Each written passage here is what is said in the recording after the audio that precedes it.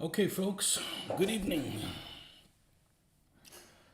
We are in the middle, not in the middle, but we're partially into building some Czech 38s. And if you didn't see the video, my unboxing of them, I unboxed these yesterday, and before I went to work, I got almost a complete one done. So there's 3 of them. We're going to go ahead and build these. And these are from Plastic Soldier Company. And full color instructions, and get this in the right. This camera's like in the wrong place. Let's get this straightened out now. And this is all crick-crocked. There we go. Make sure we're plugged in. And yeah, these are some of the nicest models I've ever put together. They really fit together like, it just unbelievably how well they fit together. It's almost like a snap kit. So we only have a couple more things to put on here, and then we'll be done. It gives you a choice of 2 different cupolas, a closed one or an open one. I'm going to do this one closed. We're going to do one open.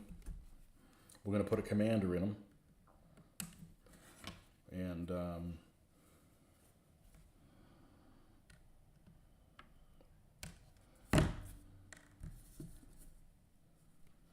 let's go ahead and pull one of those out as well, because I want to see which commander we're going to use, although I'm pretty certain which one it's going to be. Now, let's get over to, we don't need these, we need the real glasses. There we go. This is the set of the commanders that comes with it, along with all the extra stuff, including a figure with no arms and no legs. That's probably one of the, you have to put them on there. That's probably one of the self-propelled gun crews. So we've got this guy. It's like got like a field cap on, a visored cap.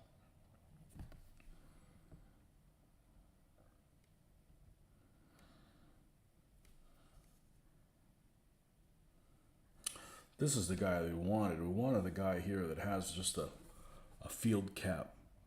That's more common what they were using in the period. Let's see how he fits in here. I don't want a guy with a cap that has a visor. If you look at pictures of this early stuff, that's usually what they're running around with. So that's going to go like that. And then I'm going to have a commander. Yeah, he fits okay in there. That's what he's going to look like.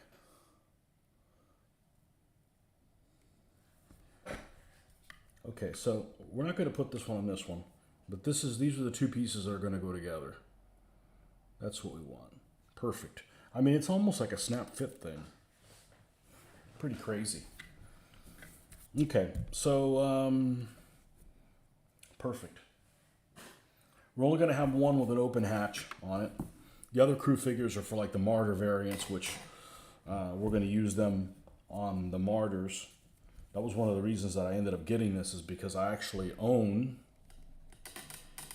a couple of Martyrs, not from Plastic Soldier Company, but I don't have crews for them. So this comes with crews for them. I could say they're very generous, but I paid for them, so maybe they weren't so generous. They give you the option to be able to do it without having to buy another set of something else, so that's kind of handy.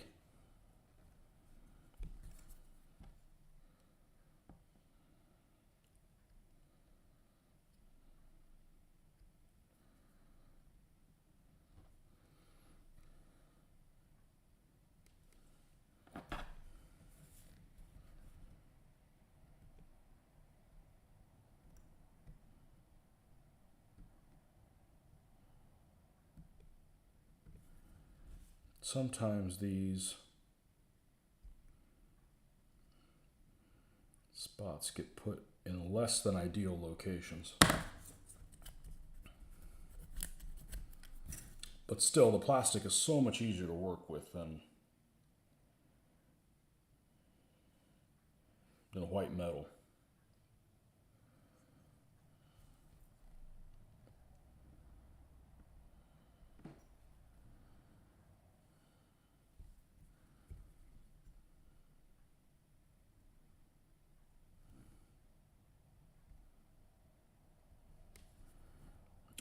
Now,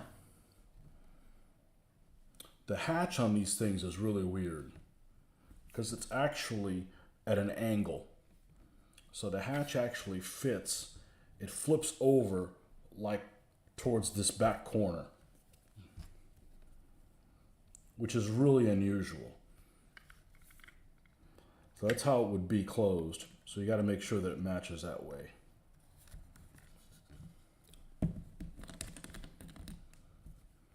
And we're going to put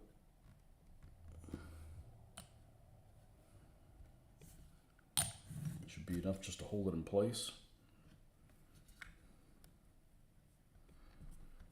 Okay.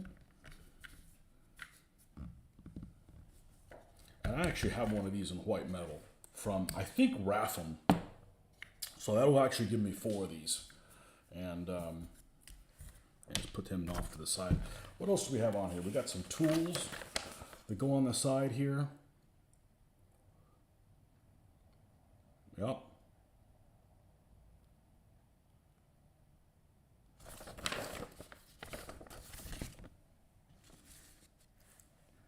Even though it doesn't show them on there, they go on the side here. So I'm going to say these aren't the best instructions I've seen. They are some of the best fitting pieces I've ever seen on any kits. So, and then we've got extra track links and a jerry can. That's stuff we can use to make all 3 of them look different. Okay. So we're going to build these tools. We're going to put them where they go. I'm not going to worry about the separate track links for extra armor at this point until we build the other 2. Now, one thing I'm going to take a look at this is, am I going to want to pull this guy out to paint the figure? Probably so. Probably so. Okay, well, we can do that when we get to that point.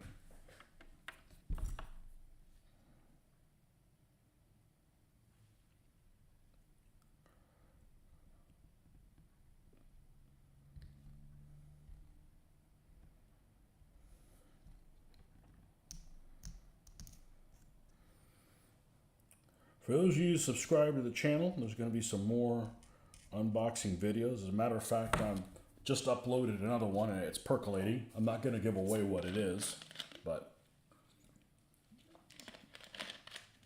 should have a few more this weekend. We had this that arrived yesterday and some other things that arrived today. So check those out. You might find something useful.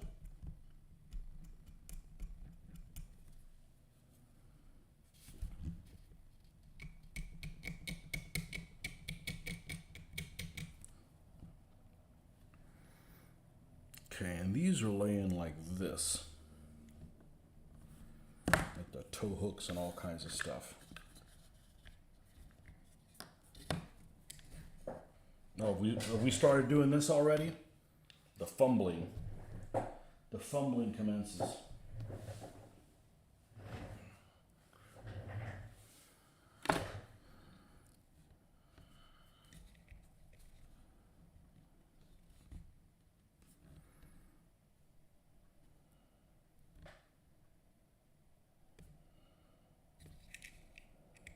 That's actually the back side. Right?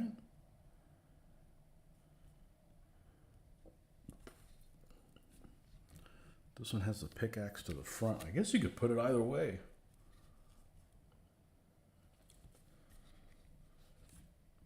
This one happens to be like this. All right, we're going to put this one in this way. Then we can alternate the other one.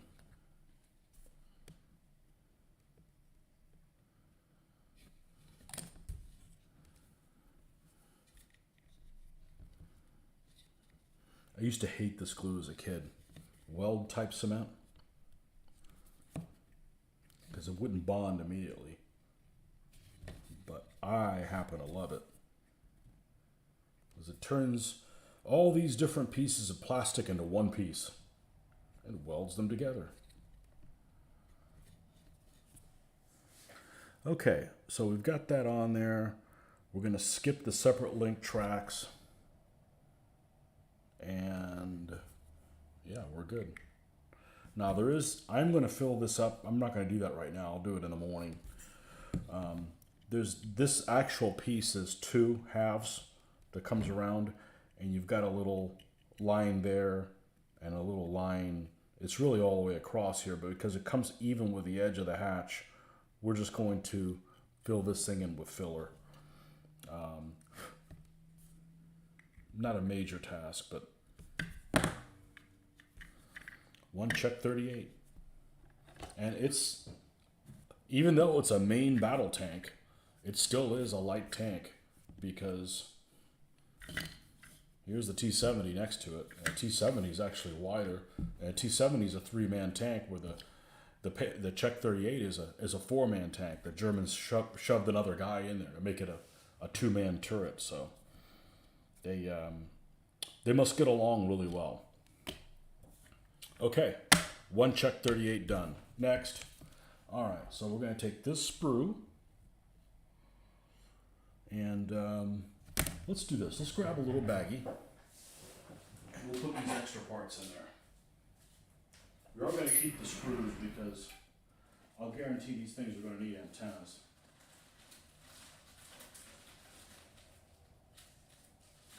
This should be big enough for it. We'll go ahead and cut these parts out. Got a jerry can, a couple pieces of track, and then this thing's done.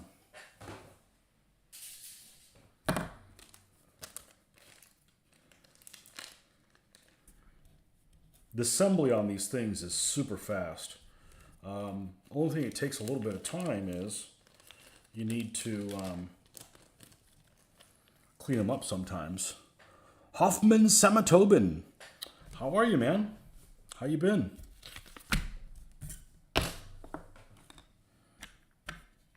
Okay, one Czech 38 done.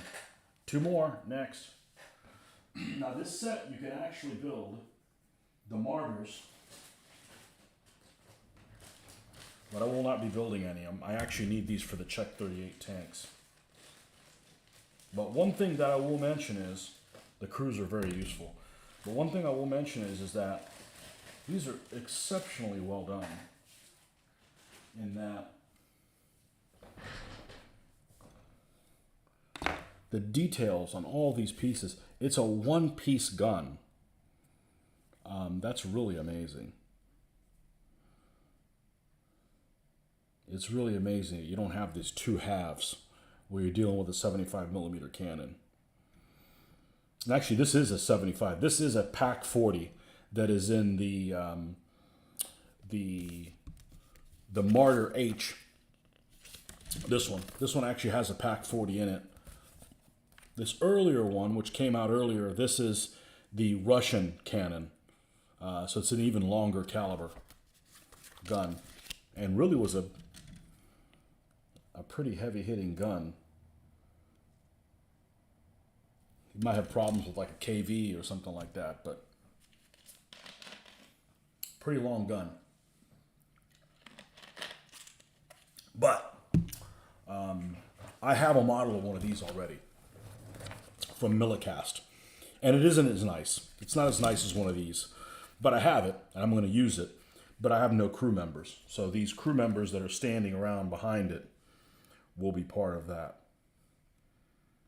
Okay, so this is the sprue for the martyrs that we're not going to use. Okay, so let's get us another Czech 38. Heck, I should probably build both of them at the same time. Wouldn't that make sense? All right, running gears. Now, I've built a few vehicles with this complete running gear, and there's one thing I don't like about them. It's a really minor thing, and that is when you have to snap these off, you have to try to clean that up. Now, luckily, it's in a place where it won't be seen, but I still kind of know it's there.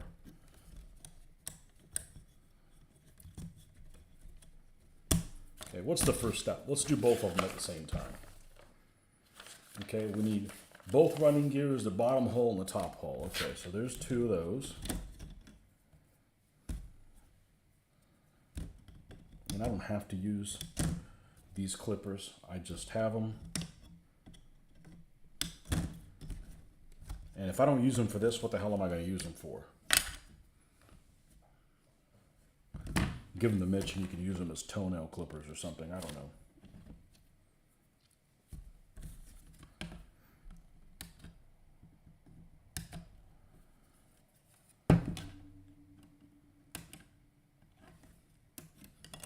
Okay, that's for one tank.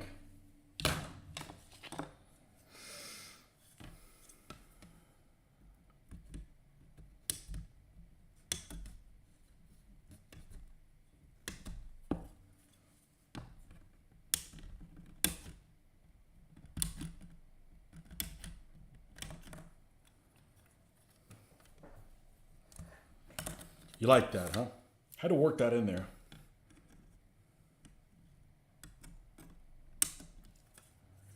Well, we did game on Tuesday, but wasn't filmed because it's something that I can't film, whatever the hell that means.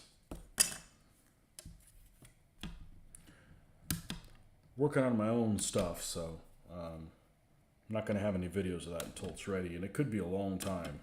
So it's definitely the long game. All right. Where's my X-Acto knife?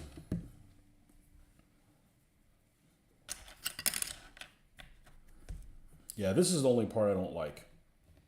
And there's actually, I don't know if you can tell on the camera, but there's actually a mold line that runs on this track. Right here all the way across. That if this track wasn't covered, it would be a nightmare to get off. It runs maybe a millimeter in. So we're just going to come in and just kind of take that off like that. I was actually not liking having to do it this way. And also didn't want to spend a month trying to clean it up. But then when you put it together, it's not even noticeable.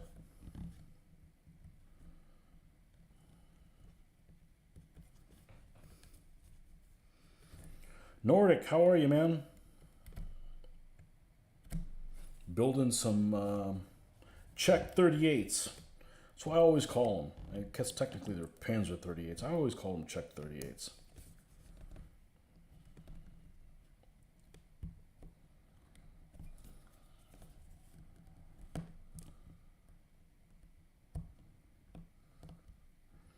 Now these guys will probably have, I got to look at my decals. I don't remember what I have for decals. They're probably, I'm going to try to find ones that have hollow numbers. Hollow white numbers like the 7th Panzer Division.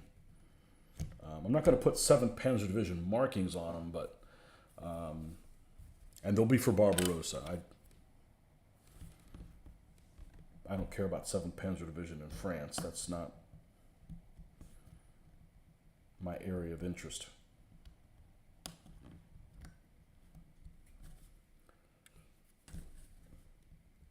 And if I don't have hollow white numbers that are relatively big, these tended to have, well, the turret's not that big, so they need to be hollow white numbers. That's what I'm going to try to do on all 3 of them. If I don't have enough of that, or if I don't have any of them, I'll probably do red numbers with white outlines. I'm sure I have some of either one of those. Honestly, I haven't looked at it. I'm not worried about it. We're gonna do all the building first, then we're gonna go back and do the painting. So if there's other stuff that came in, which there was, we'll be building all of it before we paint any of it. Okay, those 2 are relatively done. Model kit that may interest me. Okay. You ordered a 700 Flyhawk. Never heard of Flyhawk. Scharnhorst 1943 deluxe kit. Scharnhorst had a crazy camouflage in 43. Like crazy cool looking. Like splinter galore. Really is a beautiful ship. Much better looking than Bismarck in my opinion. Just a real sleek, wicked looking vessel. Details right through 50 from Dragon. A brand new kit came out in 2019. Excellent. You building them? Are you gonna do any gaming in that scale? It's a guy. I think it's the Yorkshire Gamer. He's doing 1/700 scale World War II. I don't know. You play with ship models that have that kind of detail. Your rules better have that kind of detail. That's the way I look at it. The more detail your miniatures have, the more detail the rules ought to have. That's why I never understood Warhammer. You know, Warhammer stuff is pretty detailed and it's expensive. I mean, talking about the miniatures and stuff. And if you're playing a set of rules that's really just pretty generic and not very detailed, that just seems like not for me. I don't know. That's just my take on it. All right, let's do these holes here, and we can use the back of the scraper for this. This is all hidden, by the way. You can't see any of this stuff, but we know it's there. All this, and this running gear is amazing. It's amazing how well it fits on here. I've already built one of them. I built it this morning, and I would have gotten more done if I didn't have to do this kind of stuff. You know, I'd be doing this a little bit different if it was visible, but it's not. I can tell you because I built one. Now, and obviously we're going to glue them. This literally fits just like that. I mean, it's tight. Really pretty amazing, the machining on it. Sean Horst is your favorite German capital ship of World War II. What's your favorite German capital ship of World War I? Mine's Seydlitz. Easy. It looks badass too. Eisenhower, Flyhawk, Black Kettle as well. Battle of North Cape before she was sunk. Yeah, PSC. T-70s. These Czech 38s. There's just... If somebody says, what's the nicest model you've ever put together? A month ago, I would have said, I don't know what it is, but it's probably a Tamiya kit. I think these are better than any Tamiya kit. They go together just amazing. Amazing. I mean, most of this would just snap together. Just amazing stuff.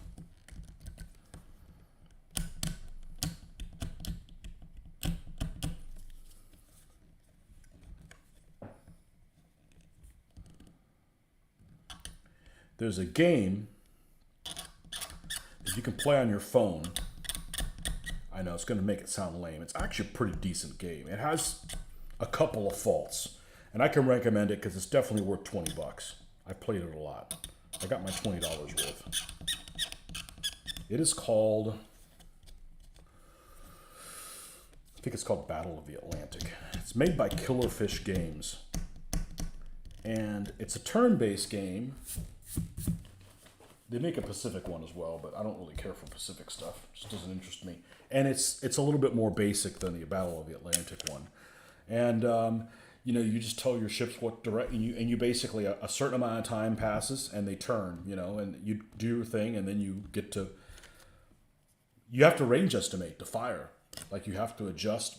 It sounds really complicated, but trust me, you get the hang of it. You have to adjust for where the ship is going to be, and it's not actual time. So you literally can.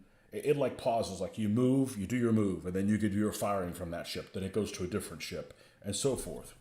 And then it switches to the other side. And it's actually a really beautiful looking game.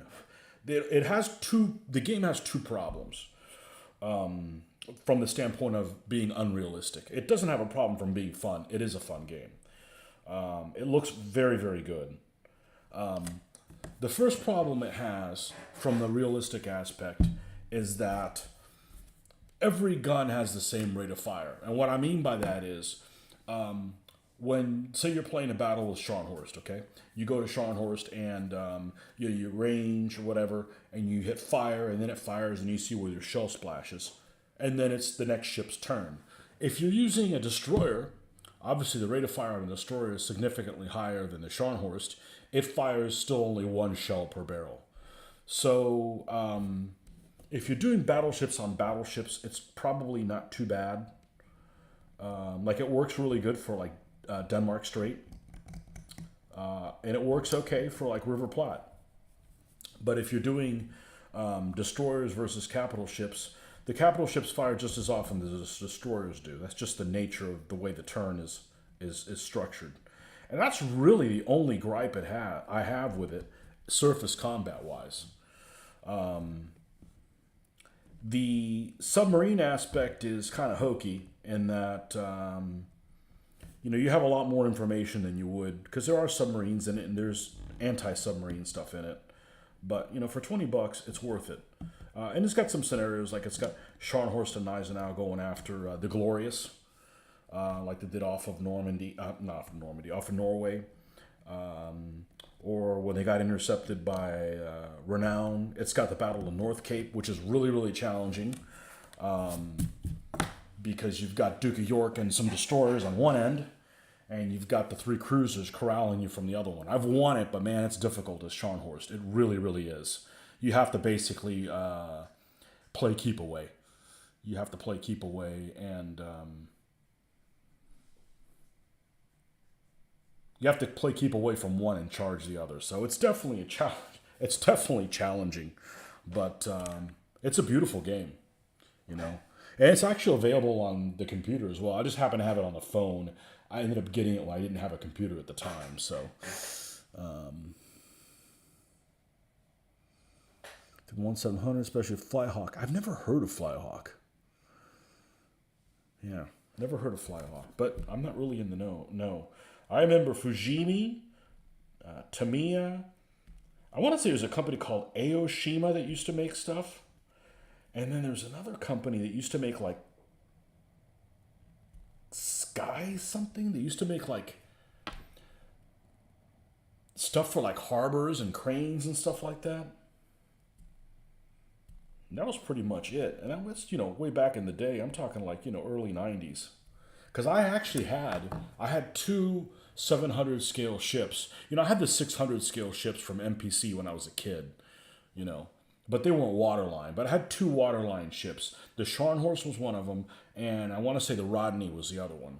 And I'd never painted the hulls. I mean, they were left in this gray color, but I did paint the deck and everything.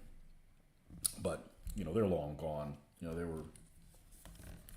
That was several moves ago. That was before I was married, so I'm not sure what the hell happened to them or what I did with them.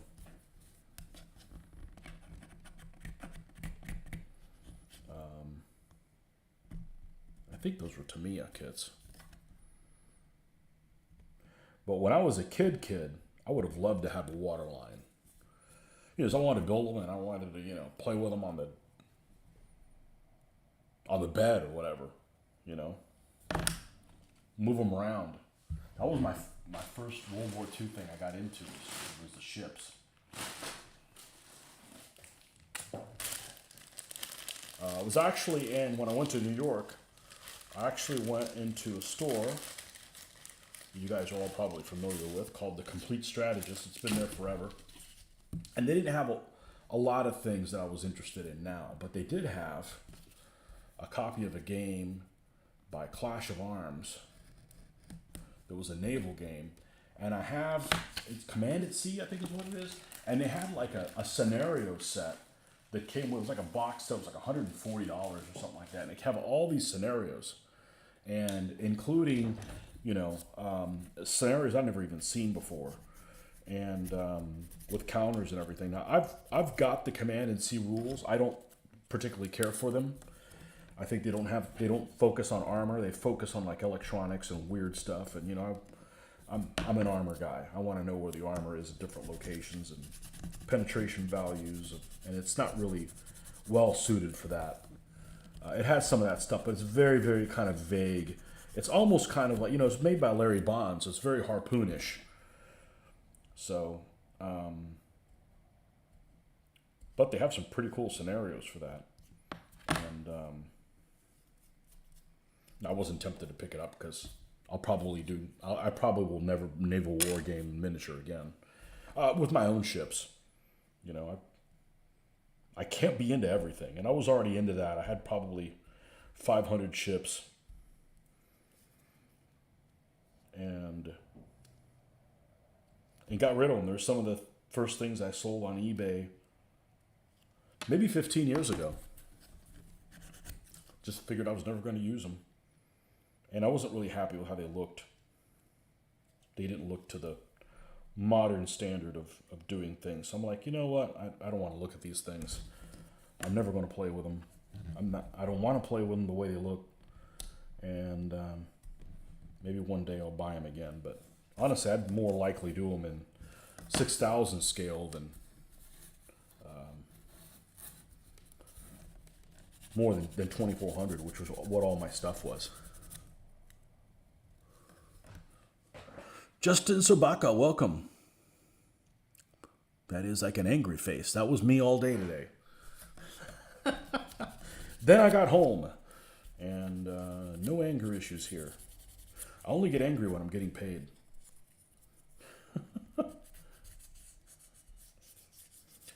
Check 38s, building 2 of them at a time. I built one this morning. Turned out cute. Little rivets everywhere. Okay, this is pretty much ready to go. So we're going to put both of these guys together. And these things, like I said, I'll show you. This is without glue. Obviously, we're going to glue them together. We don't want a problem later on. But these things fit very, very well. I mean, very, very well. They're hard to take apart. Just really, really nice. They're the opposite of those that PST Russian kit I have. It's god awful. You're currently planning a Three Kingdoms China diorama. Finally ironed out the bugs. My 3D printer have been printing out 6mm miniatures.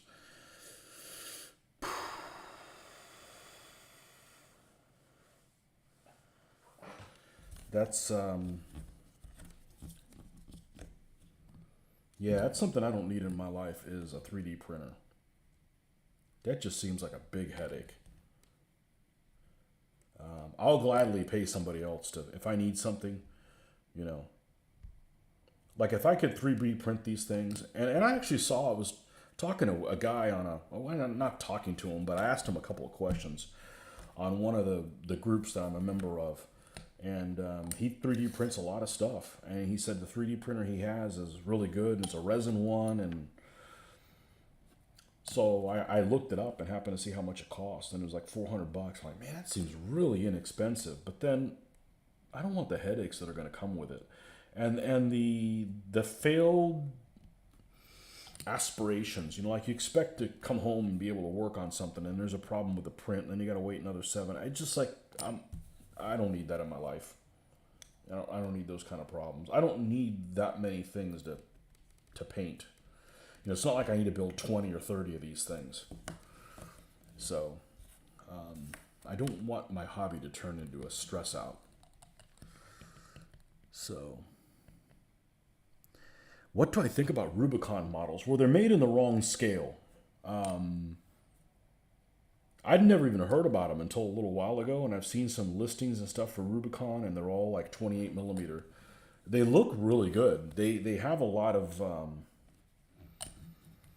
and they come with decals and stuff too. And whoever they have painting them online does a really good job with them. I think that's kind of important. You know, if you're gonna show your wares, have somebody paint them that's like, you know, pro level, or just show them unpainted. But you know, if you do something, you know, a sloppy job of putting them together, that's not really going to sell the miniatures.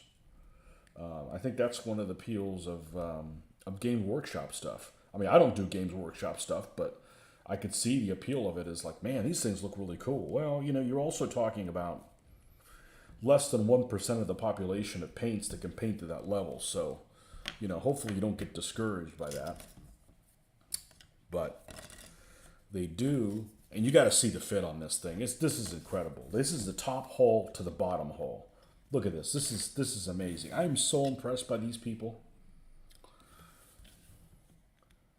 Look at this. This just fits right on there. It's like a perfect fit. Oh, this one doesn't hold on. Okay. It's still like a perfect fit. It's lined up there. It's lined up on the back. I was thinking it got held in place like a snap kit. It didn't. It doesn't need to. I'm still going to glue it, but just the fit and finish on these things is amazing.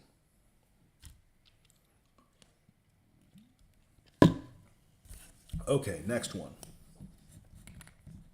So one of these we're going to make with the cupola open. We're going to put a commander in there. And we're probably going to have a crooked spider flag on there, which I'll have to be careful about showing, because I don't want anybody getting in trouble. Because, you know, there's people out there with thin skin. Hey, we're not promoting any kind of totalitarian ideology here, but, you know, they use that stuff, you know. Especially in 41, where they pretty much had complete air superiority until it started getting cold. So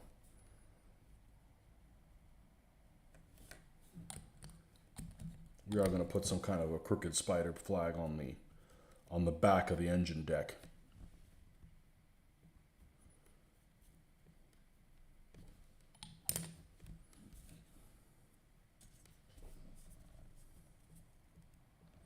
Rubicon King Tiger is cold with. Okay, let's go back. I think the box art in Games Workshop discourages a lot of new painters. Really? They think they can achieve that style, but most can't. Well, the problem is you can. The problem is you got to realize how much time it takes. I'm an extremely slow painter, and the people that paint Games Workshop stuff that are top tier take longer than I do, you know. So, yeah, most painters think, I just throw paint on there. It just doesn't work that way, you know. It doesn't work that way.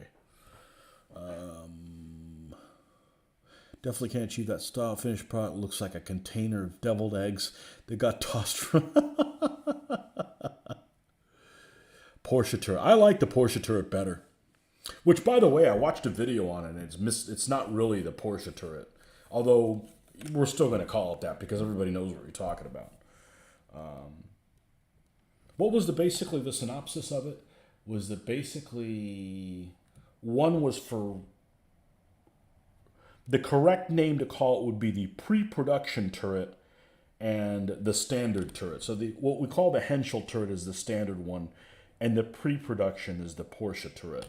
Pre-production because that was actually for another vehicle that didn't make it, and they had those turrets laying around. So to get them up and running, they put those in there. But I didn't realize that the armor on the Porsche turret also was see, even I'm going to call it. I'm going to continue calling it that, you know. But you know, like I can't call these Panzer 38s. I call these Czech 38s. I always have. I've done it for 40 years. I don't see that I'm going to change it. You know, it's just too difficult. Everybody knows what we're talking about. I happen to like the Porsche turret better. I didn't used to, though. I don't know. It looks streamlined. I don't know. It looks better. You fully intend to... Oh, hold on a second here. Oh, I missed something. You guys are having fun, and I'm playing catch-up. Let's see here. Speaking of which, guess what happened to my deviled eggs on the way home from the grocery store? I don't mind deviled eggs, but I don't know if I could trust somebody in the grocery store to make them and then I eat them. It's kind of like sushi. Like, I don't mind eating sushi, but I'm real picky about where I get it from. Fully intended to display a swastika on the ships. I build if they had it on their decks. I hope it ticks people off, to be honest. I love ticking Karens off. Well, I don't have a problem ticking people off that have thin skin. I just don't want to get banned in trouble for, you know, when that's not my intention, you know. always find other reasons to tick people off that don't involve promoting a dictatorship that killed 6 million people. Which, you know, if you watch my channel, you know, we don't promote that kind of stuff. But, you know, I do it just because it has it on there. But, let's see, that fit inside? It fits on the outside. Okay. Perfect. All right. I've seen it discourage several new painters. They left the hobby or flat out just refused to paint and just built the models to play. So that's why nobody paints their stuff.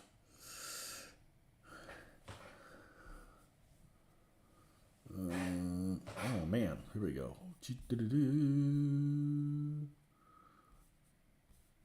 Okay, I need to put my glasses on. You guys are on a roll. I don't mind. You guys are keeping me company. I appreciate it. Playing Skyrim. Man. You know what I wanted to fire back up? I wanted to fire back up, what's that game called? The Division. I went into the Subway last week and I got, man, I want to play the Division now all of a sudden. All the Subway stuff. But I get tired of video games. You know, you got nothing to show for it every time. So... Jose Angel Quintana Macias. Welcome. Yeah. Yeah, we can't do this show in Spanish because I just don't have the vocabulary. I don't have the technical vocabulary. I can talk to my mom and dad and conversational. I have the vocabulary of like a 10 or 12-year-old in Spanish.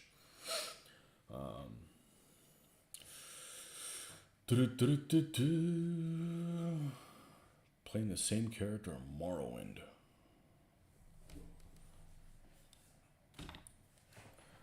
I'm ready for Diablo 4, man. Get it here.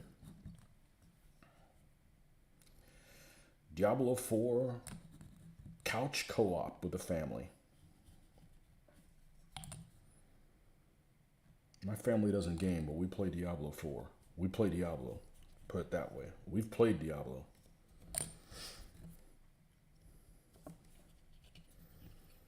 Definitely the series I'm the most loyal to.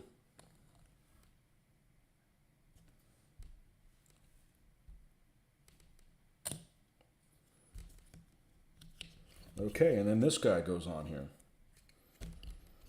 All right, and this is basically the basic building block of all these other martyrs and stuff. You have to build them the same way.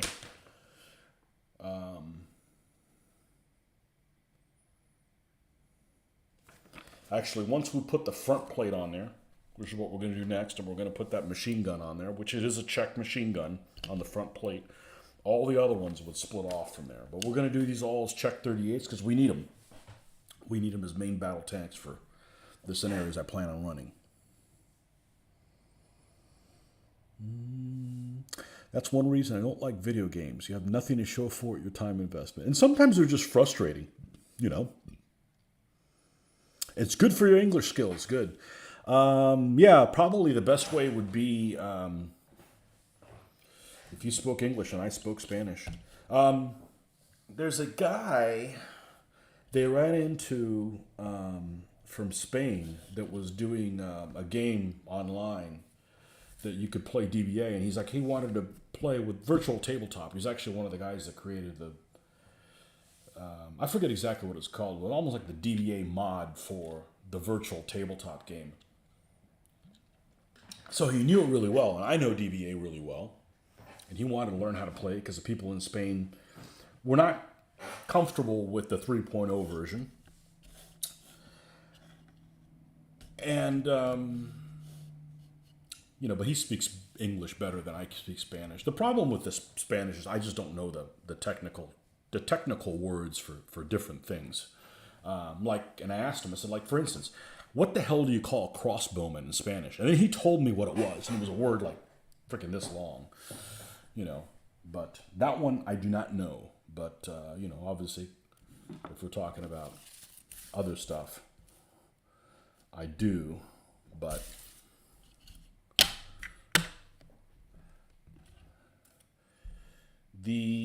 okay, so we need 2 front plates. All right, that's these guys over here.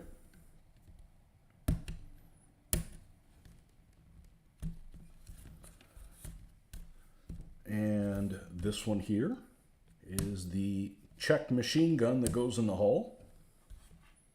Don't ask me which one it is because I don't remember. ZV something or another. Now, these have a little pot mark here that we're going to have to fill in with a little bit of filler, which isn't a big deal. Probably nobody would notice it, but we're going to try to do a good job on these.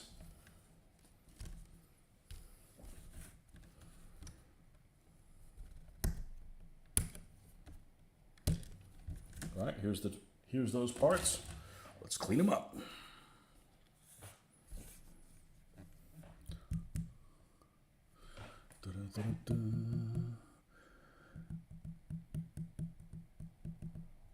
How was my vacation? It was awesome.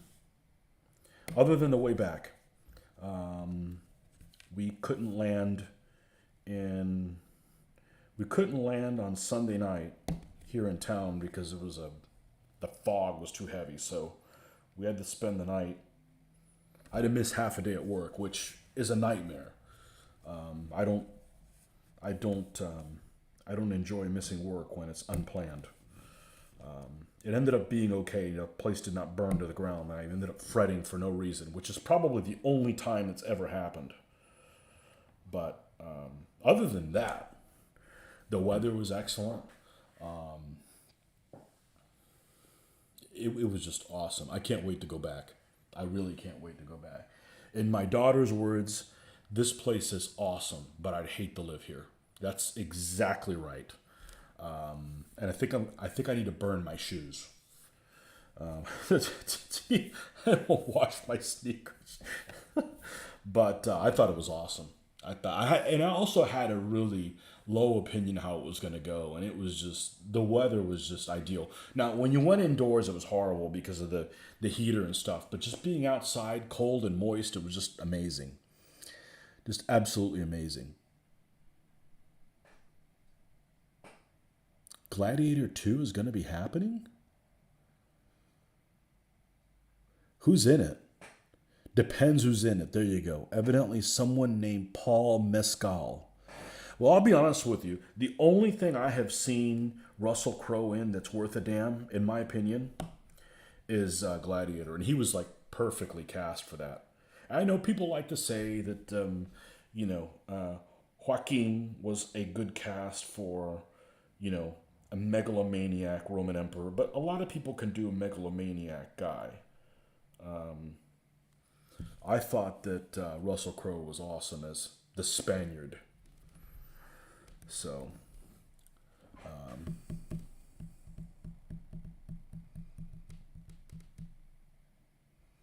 the weather I experienced isn't typical for the area. I know.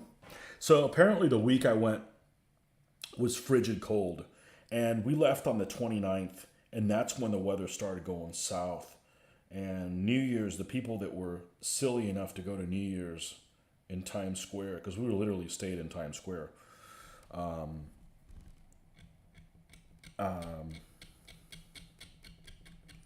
the weather was horrible. It rained on them and stuff. Luckily it wasn't like a lightning storm or something like that. That would be really, really bad. But they did not have good weather, and we had excellent weather. Excellent, excellent weather.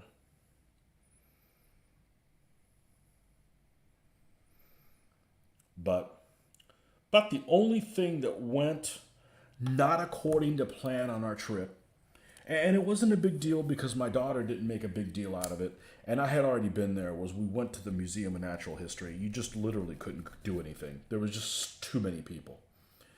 There were just way too many people. But I had been there before. So we went and we looked at the dinosaurs. We went and checked out the dinosaurs, and we went and looked at the sea life stuff, and that's all we had time for. We literally spent only about 2.5 hours at the museum. But everything else went great. You know,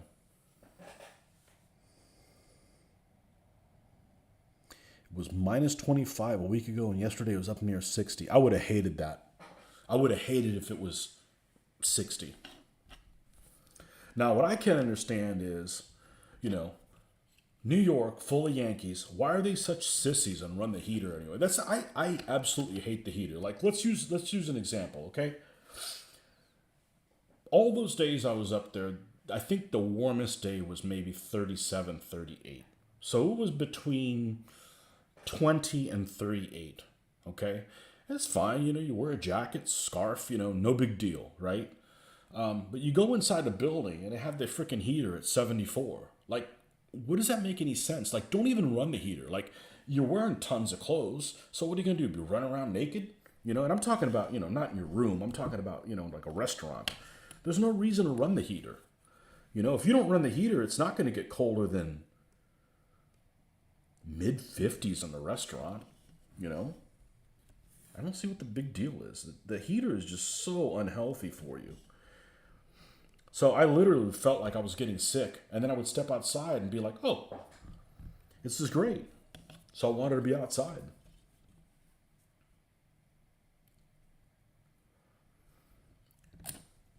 So one thing I'll comment about these Czech tanks is they're kind of like the British tanks. They have the driving position on the other side. Well, I don't know if that's the case. They have the machine gun on the typical driver's side, so I don't know why that is. Back up to 8 Celsius in Scotland, but a hell of a lot of rain. Really want to go to the Museum of Natural History. Would love to see the dinosaurs. Yeah, all I could see is people. It's hard to find them, but I would have liked it more as a kid. I don't know that it was better than DC. I'll tell you one thing about DC, though. The first thing you notice about DC is all the museums are, I got to be careful how I word this. I was going to say free. They're already included in your taxes. And in the New York, you got to pay for all of them. So, you know, it adds up, you know.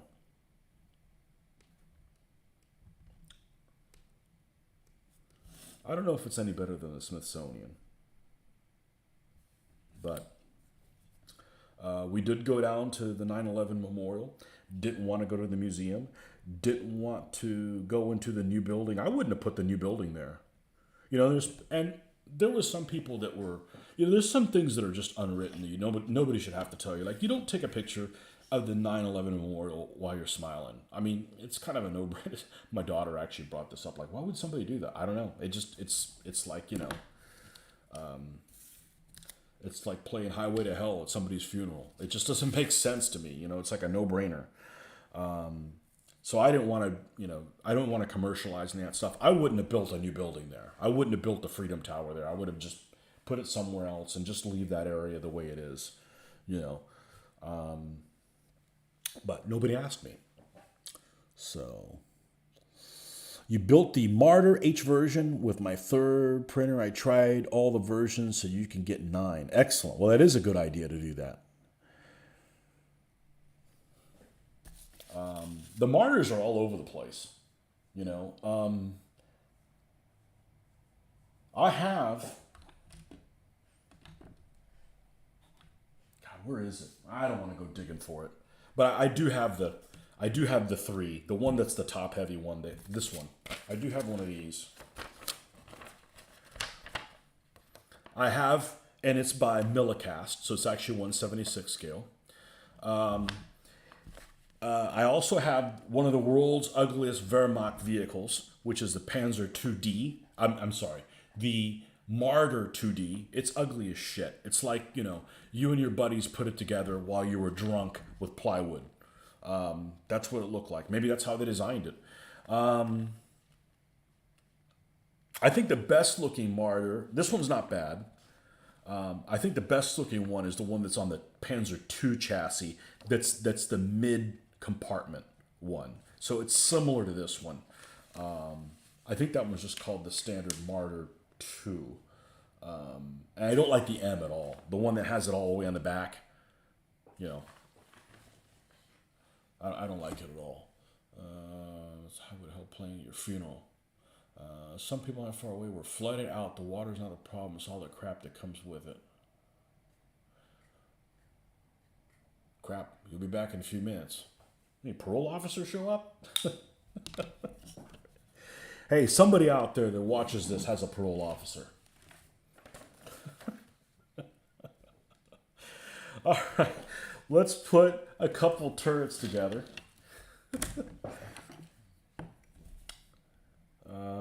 This is always the stressful part, to cut these things out so that we don't have a problem. We're going to do them one at a time. But I had a great vacations. Cold weather, drinking whiskey or scotch, or as they call it in Scotland, whiskey. Not a lot, just a couple glasses a day.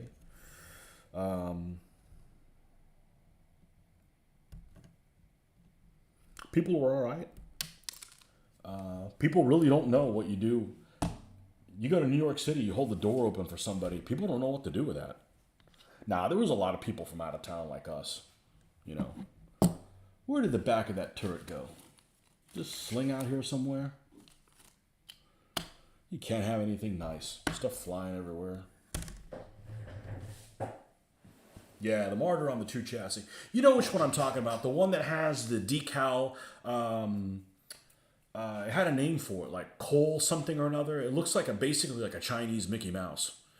That one looks, that's a good looking vehicle. It's the old Tamiya kit, right? That's the one that they made, and it was in Dunkelgelb with green spots. It's a good looking vehicle. Any Flak 88s, I don't have any, but give it time, and I will. I'm basically building the stuff for. Why, there you are, you sneaky bastard. Don't make me build one of these into a Martyr. I don't need one. I actually need like 5 Czech 38s for one of the scenarios. I'm actually looking forward to building the Tank Commander. To painting Tank Commander. These look like pretty good models. Anyhow, this is one of them. Did we take the turret off too? Yep. And the front. So I can't forget the front. A bit of a problem if you don't put the front of the turret on it.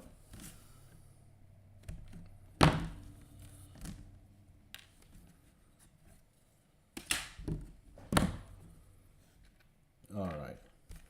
Now to be careful. Any Panzerwerfers? No.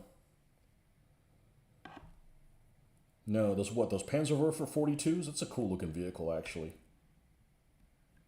No, the problem with this, well, not really the problem. These set of rules that I use are skirmish in actual scale. So, the game scale, or pretty close to actual scale. The game scale is a centimeter is a meter. So, you know, when you're playing a 4x8 table, the width of the battlefield is less than 200 meters. So it's point blank. It's one of those things where turret rotation speed on your vehicle makes a big difference. So, you know, there's lots of other games that simulate grand tactical kind of stuff. I've played them. I'm not interested in that narrative. I've heard it many times, and it just doesn't, you know, it doesn't provide me with any new information or excitement. Now, I have been kind of really interested in getting into the desert, but I don't have any desert infantry. So whenever that does happen, that's a ways off. But I have been listening to this one series on this YouTube channel called Tick History, and I happen to like his stuff a lot. I think he does a really good job of his research and stuff that he goes with, and he's got a 8-hour-long video on Operation Crusader, which is one of my favorite battles to read about. And it is really a cluster of things going wrong, people showing up when they're not supposed to, lack of intelligence kind of stuff. And I really got a hankering to build me some honeys, but I don't think it's going to happen anytime soon because I don't want to get pulled in too many directions. I end up having nothing to show for it. You love the sound of Panzer rockets going off. You have wares, but they pay out of the table. You have Werfers, but they play out of the table. Okay. Only 1,000 King Tigers built, but every German player has them. 14,000 JS built, and German players go nuts when they see them on the table. King Tigers, I think only less than 500. 400. Why does 478 stick in my mind? Maybe about 1,000 Tigers. I'm not a fan of the Tiger 1, to be honest with you. I have one. It's not like I don't like them. JS2s. Well, when I put all my late war Soviet stuff together, I realized I have eight T-34-85s. That's going to be an interesting scenario when you put, 3 Panthers out there and there's 8 T-34-85s. That's a problem. But, we got a long way to go. JS2s are, I was just talking to somebody. I was talking to Mitch the other day. We were talking about World War II stuff. I went over there to play. We didn't play World War II stuff, but I went over there. We ended up talking about World War II. And that's the one thing about late war Soviet stuff is late war Soviet stuff can penetrate German things. You look at the Western Front, and if you take something out of the equation of other than like the 17-pounder and the 90mm gun, you don't have anything that really can mess with the front armor on most German tanks. We're not talking Panzer IVs. I'm talking about Panthers and King Tigers, Jag Panthers.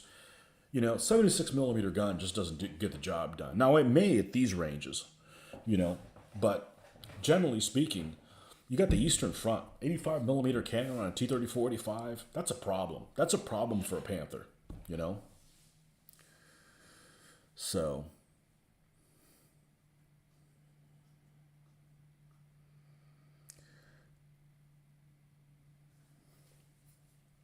yeah, Panther's everybody's. The only thing I don't like about the Panther is, there's really only one thing I don't like about the Panther, and that is, it's got to be yellow, And I've seen a picture of a Panther, like somebody made a diorama and they really didn't know what they were doing, and they painted a Panther in Panzer gray. It looked really, really weird, but I like the gray German tanks better because they look the part better. Now, they're probably less practical, et cetera, but hey, I'm a modeler. I don't give a shit about practicality. You know how that is. So, yeah, look at this. This is not even glued in, and this joker just slides right where it needs to be. And obviously, we'll trickle some glue in there to get it located in the right place, but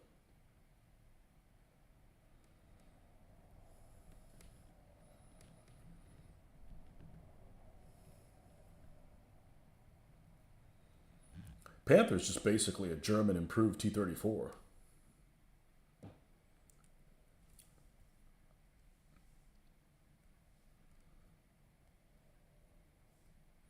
I don't know if I have a favorite tank. I like them all.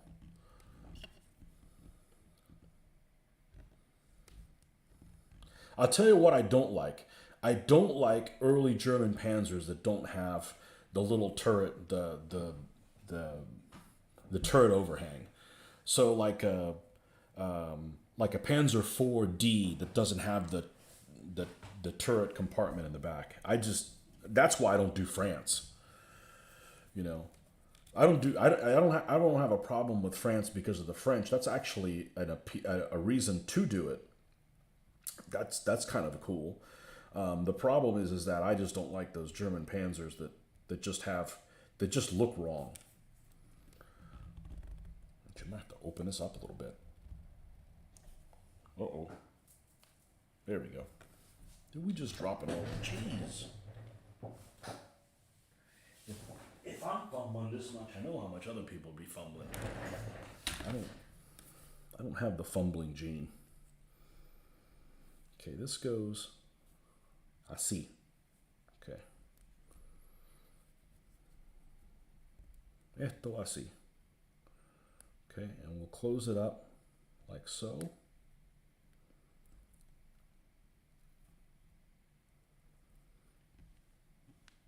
I was bragging about the fit. Now this thing isn't fitting really well. That's why you just gotta shut up. Stay humble. Stay humble until mission's accomplished. Is it this maybe that's sticking out? That's what the problem is.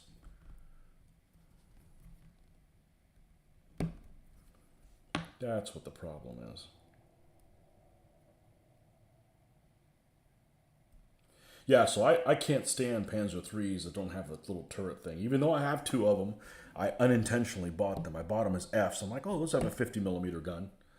They did, and they had the 37 and no turret overhang. That's the only beef with the Panther as well, yeah. Should build a German railroad Cannondora. I've got the book. I've got the squadron signal on it.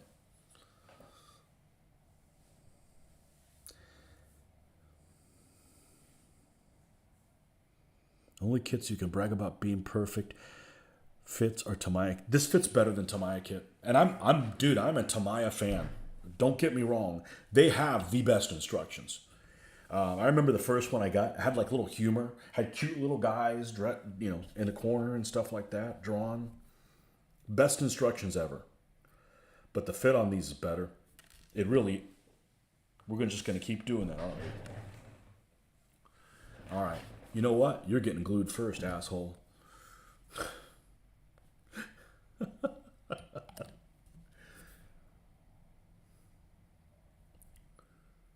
You're getting your ass glued down first.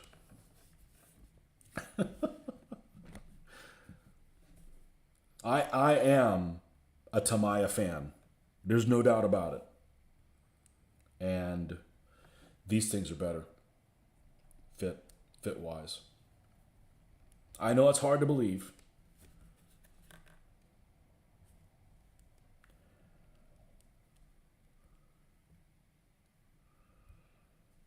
But it's true.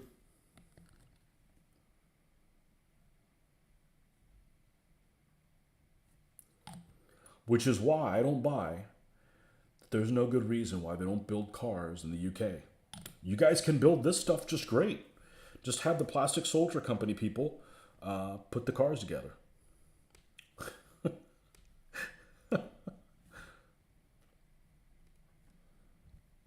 right. All those happy little rivets that we're going to have to detail up. And, I actually look forward to that. It's not a, man, that's going to suck thing. Nope, that's not going to suck at all.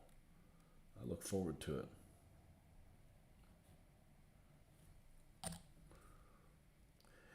Now, I came close to getting instead of these, to getting the ones from Pegasus. And the thing that dissuaded me is I saw built models of the Pegasus ones, and the cannons just look way too flimsy. Way too flimsy. You heard cute little guys. Yep. Don't blame them. Yeah, they're cute. German players don't like my T-34s, the 85 millimeter, like the 76, but not the 85. Yeah, they're brutal. They're brutal. Okay, one turret down. All right, I need to go get me another soda. I'll be right back.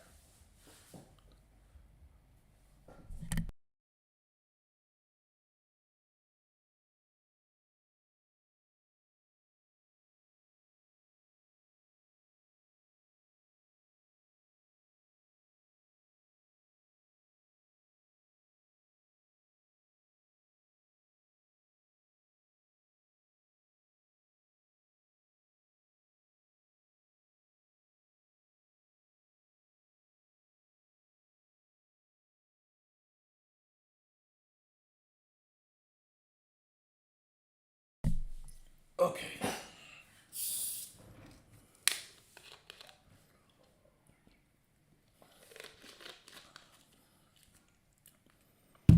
I'm surprised that people, you said about running Soviets, that some people would collect one side and not collect another.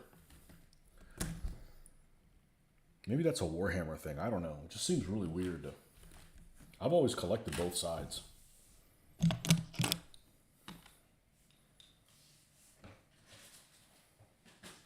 Okay, where is the other sprue? Here it is.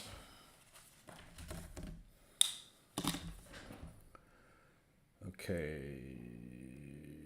let's F it. Let's finish this guy all the way through. F it. All right.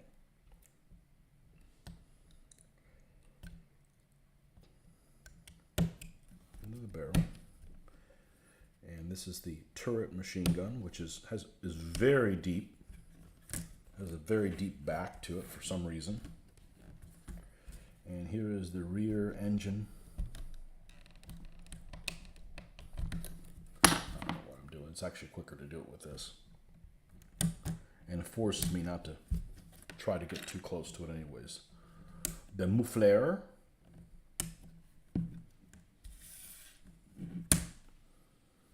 The back plate. And the two sides.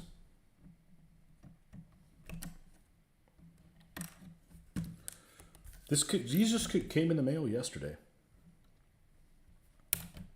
So we should have them built tonight. And then we're going to roll into the next thing that came into the mail. That I have an unboxing video on that is being processed right now. Not giving away what it is, but we'll be putting those things together before we move on to the next thing.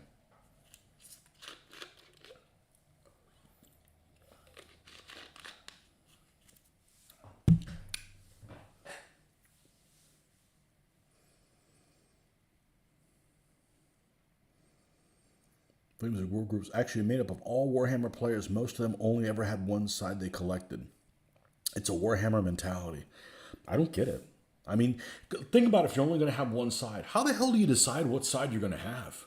Like, let's say you want to do the desert. How do you decide between the Africa Corps and the 8th Army? They're both really cool. Equally cool. I just wouldn't be able to make that decision. You know, it's too much of a, you know, it's just too much of a, too hard, you know.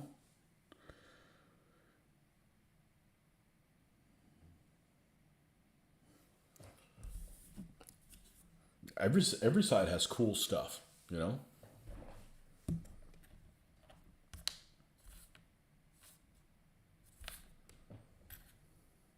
Even when I did models, you know, I built both of them. I was like, oh, I'm just going to build German models, which I was thinking about that the other day. I had some unusual, I didn't have a lot of 1/35th scale stuff that I finished. I maybe finished 12 models in 1/35th scale. Now tell me how many I had. I probably had 40.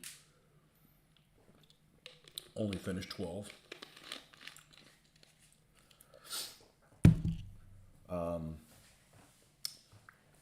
Tamiya kits that I had the 8-wheel armored car, Nordic's favorite.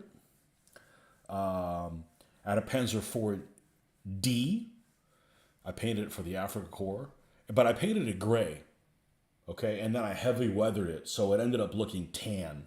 But, you know, like the very first early vehicles that went in there, they basically just showed up in gray, and then, you know, 3 weeks later, they had natural camouflage, right?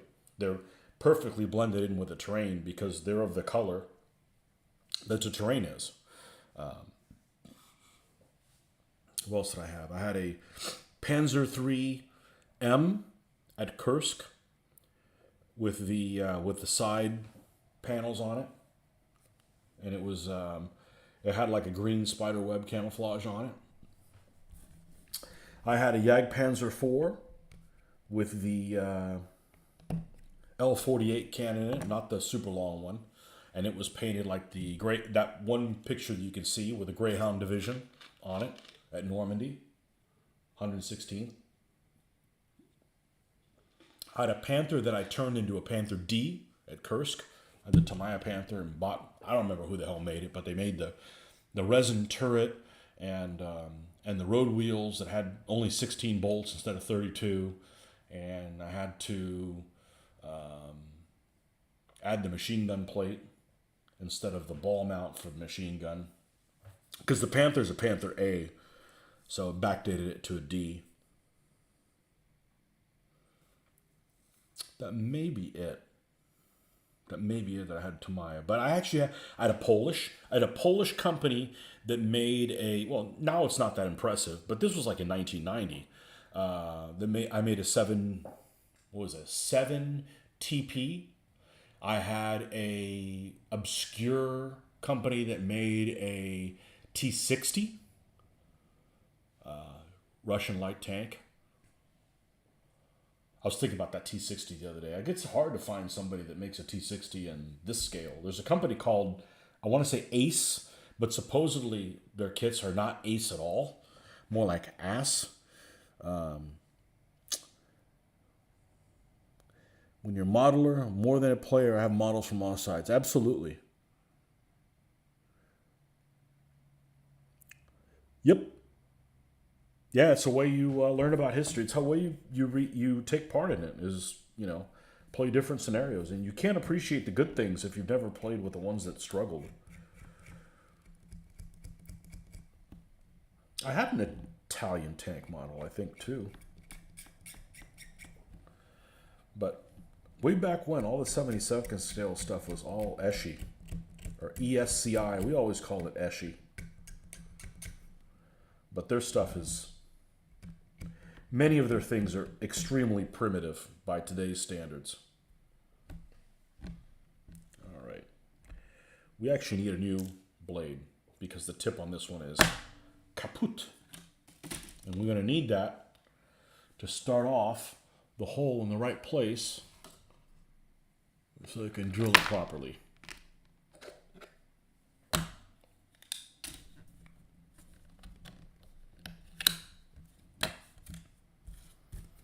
What I'm looking for now is a good model of a Panzer IV-D in this scale and an E. And the closest I've come up to is because the armor fast ones suck. They look really, really devoid of detail. Like the tools and stuff, they're not well molded.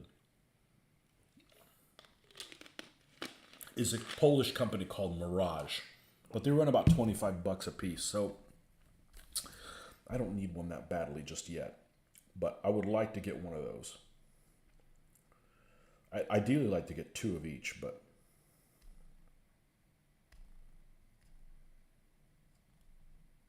I have an F1, but I'd like to get a couple Ds or E's or 1 each.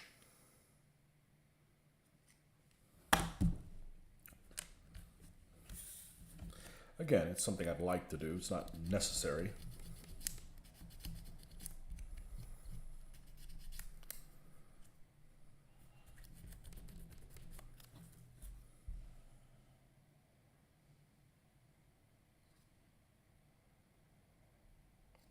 But these and the S models are the nicest things I've seen out there. The S model stuff is excellent. Excellent, excellent. Just superb. Mr. Gray, welcome.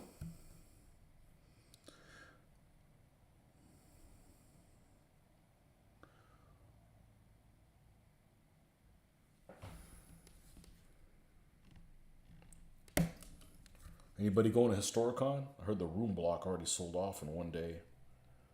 I will not be going. My vacation will have to be used for going to Europe. That's the plan. Over New Year's. Over Christmas and New Year's, actually. We'll see if that pans out, but I need to save my days for that.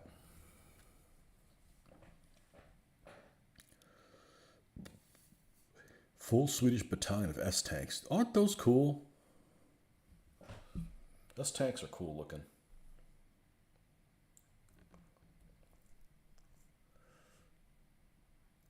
Some modern stuff's pretty cool. I just don't want to wargame it. I always thought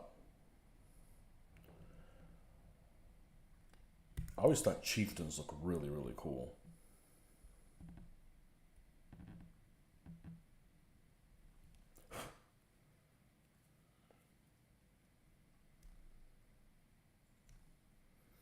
I always liked the way those looked. So I put the new blade to do the barrel and then don't do the barrel. Let's get the edge of this smooth. Okay. Perfect. Then we'll come up here and we'll try not to draw blood.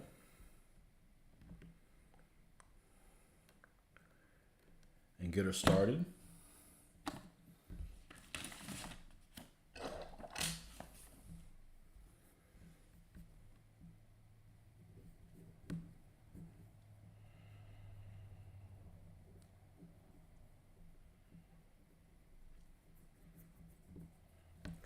Doesn't have to be very deep, but it does make a difference. Now, I'm going to be a good boy. I'm going to go ahead and take this blade and put it back over there, put the old one back on. So we'll stick, because the tips break so easy, and you don't need the tip for anything else. I'm not going to Historicon this year. I didn't even see that comment. Yeah, I'm not going this year for... This will be the first Historicon I don't go to where it's actually being held. Because my first one was 2006, and I went every year except when they didn't have it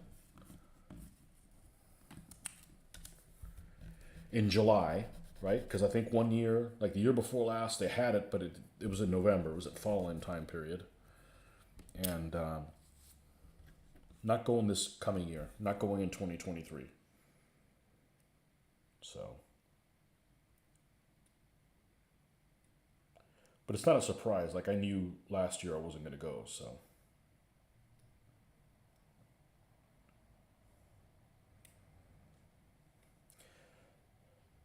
I mean, I just go to hang out. I don't need it to buy anything. I don't need it to run anything. I'm not planning on running anything at a convention ever again. That doesn't mean I'm not going to go to them. It just mean I don't want any responsibility.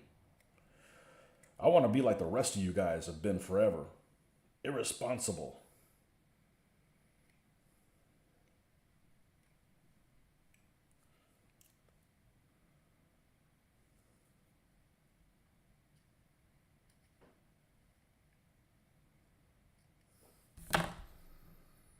I want to be irresponsible.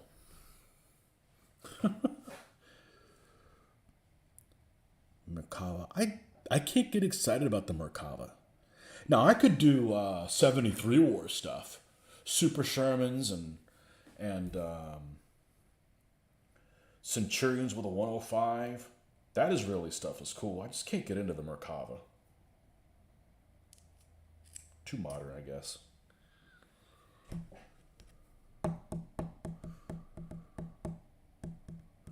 Like the Finns, they took no crap from anybody.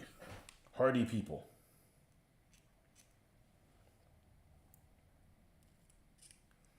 Can you get in trouble for that swastika too? Talk about a coincidence. We too like a crooked spider. Ours just doesn't have as long legs. And it's blue.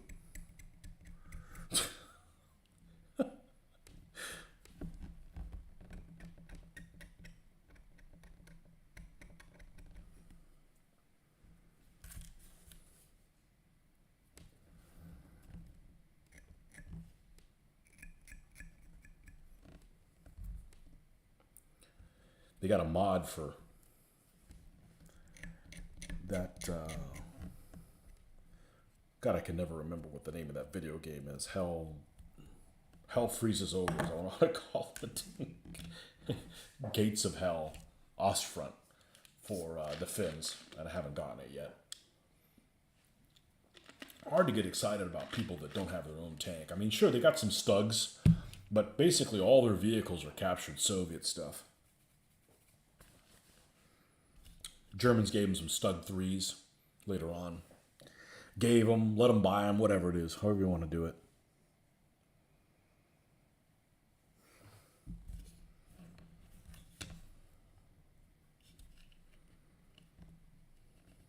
And it's not that, vehicles are the most important thing. They're another aspect of interest.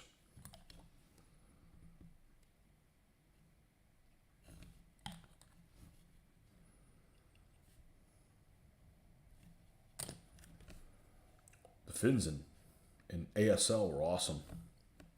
Advanced Squad Leader. Finns were great in that.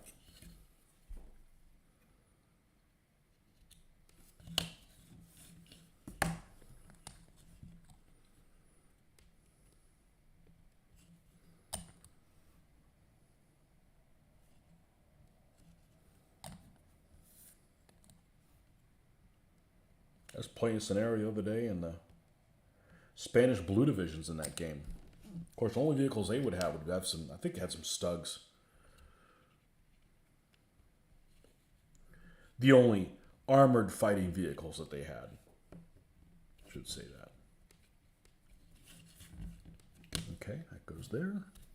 Check the fit. Something I would have never done younger. Just glue it on. Let God sort it out. Oh, no. We don't do things like that anymore.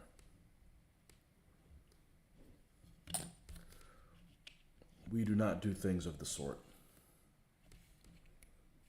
Okay. Rear plate should fit on here just like this. And it does. Look at that.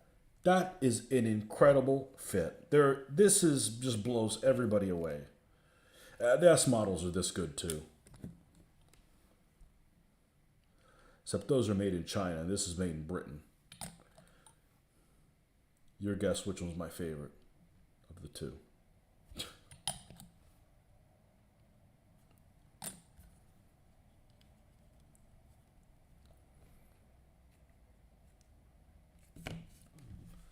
Awesome. Got to get going, okay. The Hoffman. The Hoffman leaveth. All right, we put the muffler, also known as the rusty thing.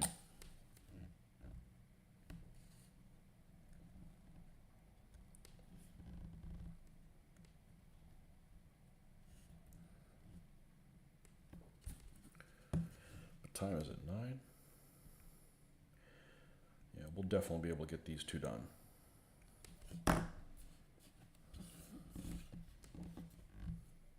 Now, let's check the fit on this.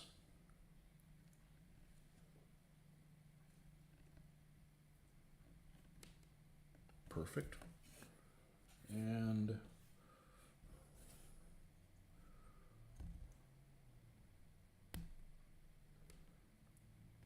some people might not like this because I can't raise the gun. You don't need to raise the gun, dude. Just glue it in there. You do need to turn the turret, but don't need to raise the gun.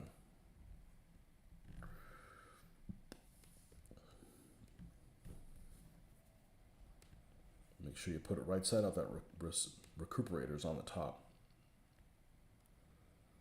The shock absorber. I'm actually going to leave the little tabs on this one because this one's kind of loose to begin with. All right, what do we got left on this little guy?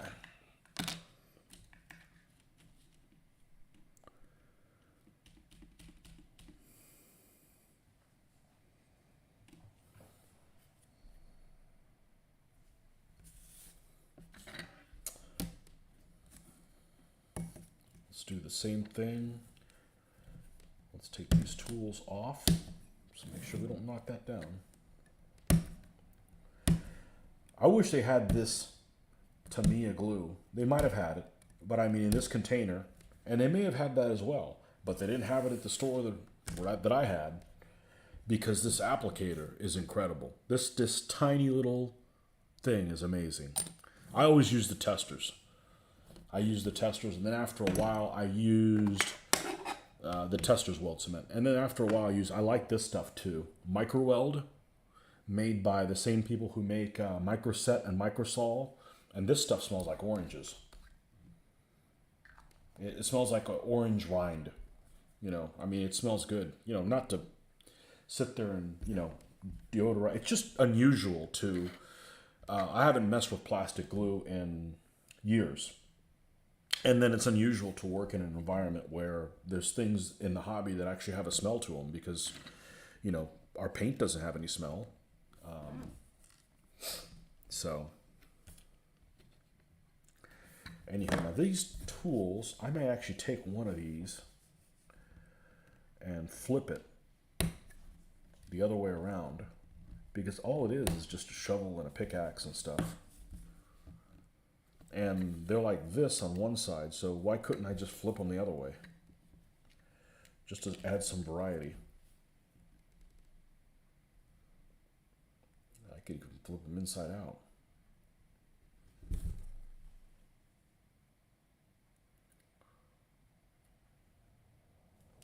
And then one tank won't even have them. How's that for variety? Okay, so this one is, so the default is like this tank. So this one, I could just flip them the other way. Anything get in the way? Well, you can't see out the vision slot. So I could see that being an issue. It would still work. What if I flipped it the other way? It's inside out.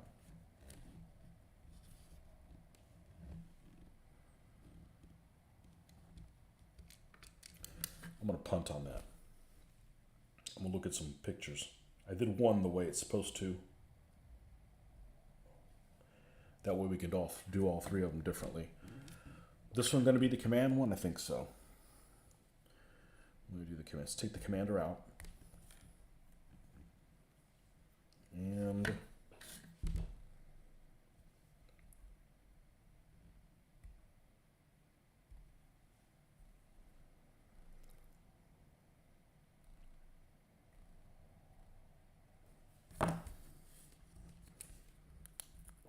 we'll paint him separately. I'm actually looking forward to doing that. Yeah, I can do faces in 15. You know I can do them in 20. This is the first size I did faces in. I remember when I was doing 1/35th scale stuff, I was dreading painting figures. I'd be like, give me all the figures you got. We can do figures. My concern with getting back into this scale was I was concerned that I was not going to like how my tanks turned out, but that obviously was not a problem. I've been really happy with the look that they have. Okay, and this thing sits at a funny angle. It sits like this. It opens towards the back rear. So we're going to glue this thing.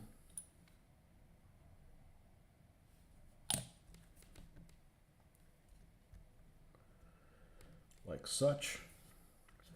And we're going to punt on that. Oh, yeah, we got the muffler on there. Cool. Excellent. All right. And these added armor plates, we'll just put the Unteroffizier there.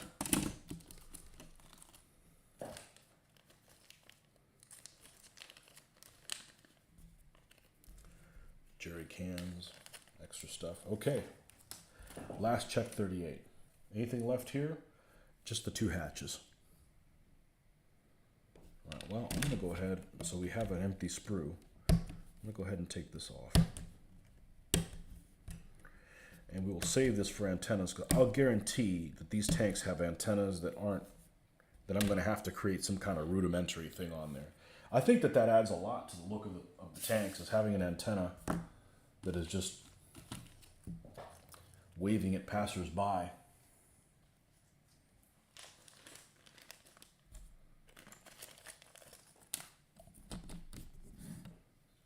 Nice little models.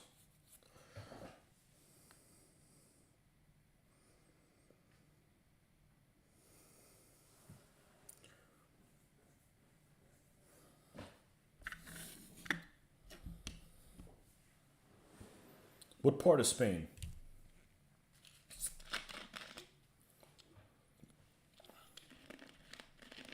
haven't gotten a chance to go to the mother country. I haven't been to Europe. We were going to go the year of the pandemic, and, you know, that went out the window. I would rather not go, but be able to interact with people from there, like we're doing now, than the other way around, than being, you know, like in the 80s and stuff where you couldn't communicate with people. I think this is a better solution, honestly. Okay, let's get all the relevant pieces, parts out.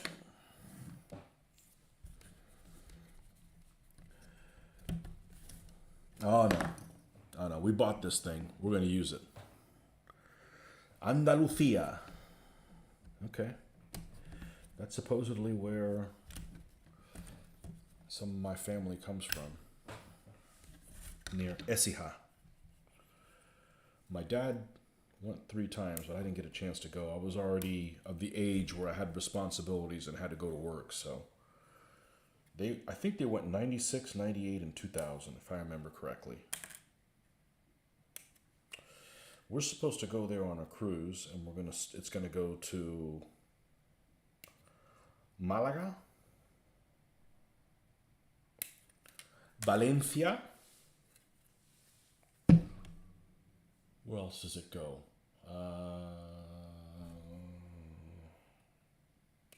It goes 4 places. Just in Spain. So I'm looking forward for that. We had New Year's at a Spanish restaurant. I actually ate at 2 Spanish restaurants in the New York area last week. And I had a Spanish beer that was freaking amazing. Give me a second and I'll tell you what it is. It was amazing. It was draft, and it was, oh man, how could I forget?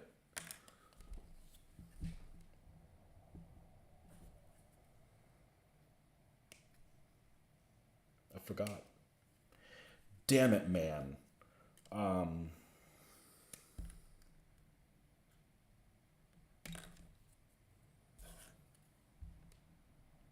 did I forget that? This is a mid-range lager.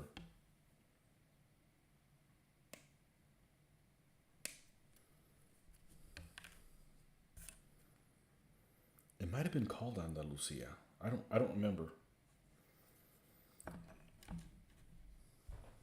I'm sure I could look. You know, I'm going to look it up because that's important enough of a topic to derail this, because it was truly amazing. Aguilar is a town from Córdoba. I'm sure that's, you know, we're related to that, you know. Cádiz. I'm sure we're going to Cádiz. Yeah. Let me find out what the name of this beer is, because this is freaking amazing. The place that had it was called, it was kind of like a big market called Little Spain in Hudson Yards. Okay, all I gotta do is find a menu to the place.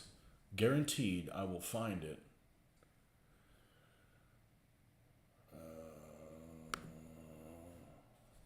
All we need is a menu. That's all we need.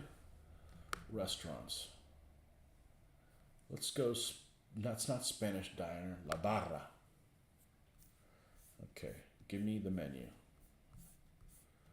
Okay, we're in the right place. We're in the right place. We're in the right place. Postre, café. No, cerveza. Cerveza.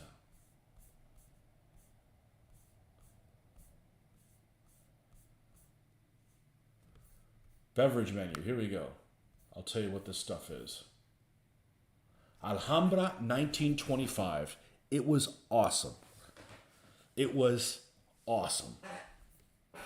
I just don't associate Spain with beer. Sorry. Maybe it's me being ignorant. Beer is Germany. Germany's got beer. They don't have winning wars. They got beer. That's all you get. England gets toys. Hey, you guys get first dibs, man. Land of toys. That's what I like to call it.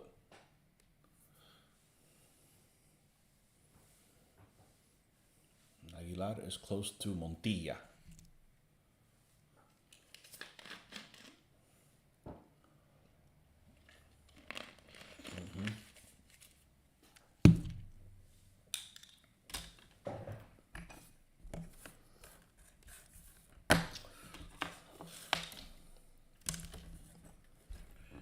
Yeah, I would love to go to El Escorial, but I don't think we're going to be able to on this trip coming up. So that is definitely on my to-do list. But it's just too damn far away. Actually, the problem isn't cost, not that I'm made of money. It's time off. It's just really hard for us Americans to get time off. It is. Do you already have a top hatch cut out? No, this one's going to be closed because we only need one Nazi commander popping his head out.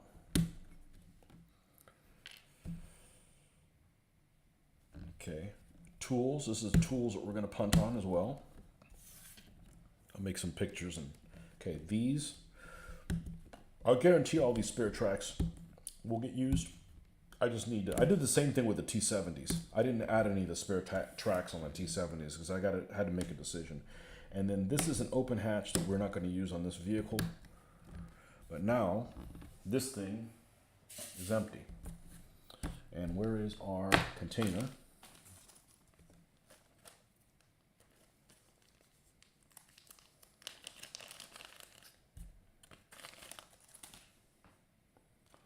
But I think my dad went to go do some genealogy stuff in there, but I don't know if he came over.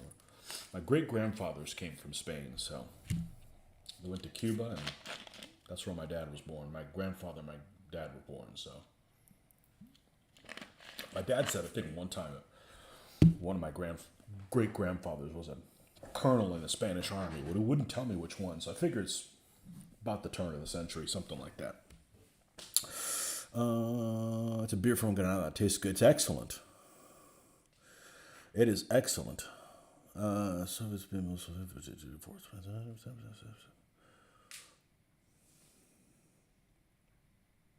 I saw some Steel 72 stuff lately, but it was like an armor fast kit with like extra pieces on there. Now, is Steel 72 the same as XAN miniatures, Zahn miniatures? Because those seem like, there's a couple of miniature companies that kind of disappeared. There was one called Fantasin. They did a lot of Napoleonics, and they did some ancient stuff as well. They did like Alexander the Hairdresser and some Romans and Carthaginians and stuff like that. In 15s, but in 20s, I think they had Soviets and stuff as well. Are they the same company or the same sculptor or something like that?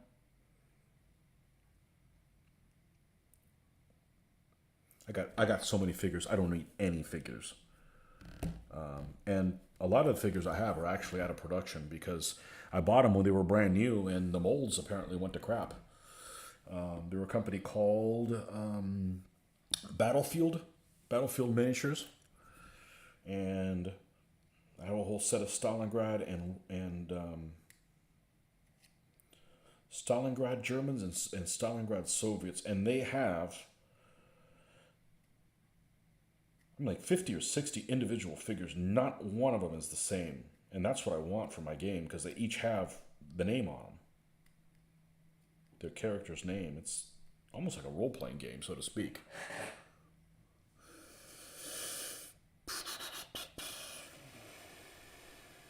Pierre's brand painted them 2 weeks ago. They're gray, most temperature, flames of war. Steel 72 is from Sam, the modeler and owner of Fantasing. Okay. Those figures look great. They really do. They really do. Yeah, you just painted some SS guys that look really good. I've never painted any SS guys. I honestly, 20 years ago, I'd be scared doing their camouflage. Now I'd be like, bring it. You know, they're way down on my list. I got some SS guys from Battlefield and some guys from Combat Miniatures, which I'm a big fan of Combat Miniatures. That's actually what got me into this scale, is the sculptor named Dave Alsop, who I absolutely love his sculpting. He's my favorite sculptor of all time. And I went to a hobby store 30 years ago and saw combat miniatures there and saw these figures. Like, this is one of them. No, the basing looks like shit because it was, you know, the 90s. I'm not going to be able to zoom in on this guy. Well, can I zoom on him? Let's see if I can do this. Let me see if I can perform a minor miracle here.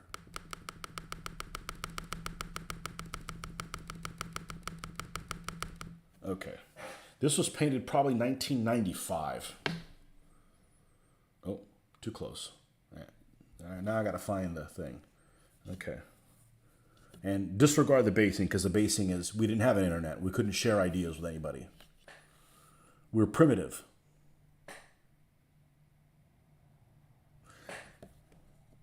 But we didn't have to take our shoes off when we got on a plane.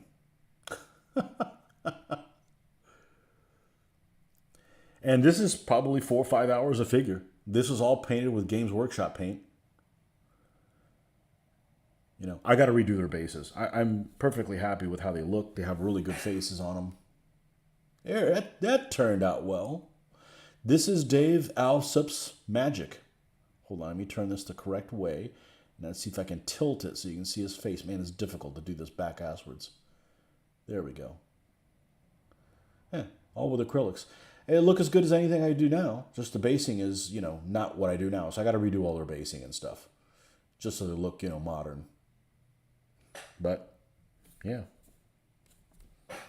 Love his castings. Love his... All right, let's zoom that the hell back up, or you're going to be able to see my nose hairs or something like that. Okay.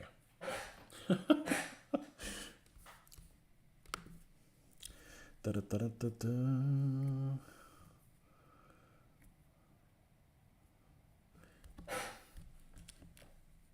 Off working is 7 hours. Oh no. Not TGIF for you. Oh man. Well, maybe you can make it tomorrow night when you're off. We should be on every day. It's a weekend. We're back. We got stuff to paint. We got unboxings to do. We got German and Soviet shit coming out.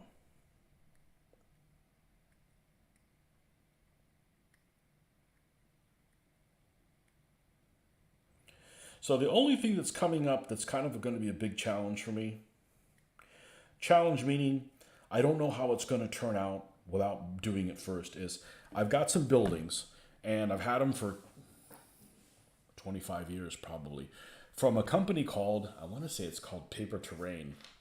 And it's some Russian buildings, some Eastern Front buildings in 20 millimeter. And they're cardstock. And they look great, but they're cardstock. And I've never put any of them together. It was one of those analysis paralyses that I was like afraid to glue it and glue it wrong.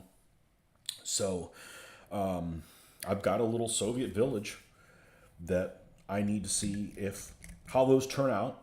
And if I'm not happy with them, then I will actually buy plastic buildings, which there's lots of options now. I mean, there's a lot. From the Pegasus buildings to all the 3D printed stuff, there is just, we're living in the age of lots of stuff available. And I'll put those together. But I'm going to try at least the paper ones because I have them, you know. They're wafer thin because they're, but they look like they would be okay. I mean, that's why I got them. I didn't, so we'll see if that's a winner or not.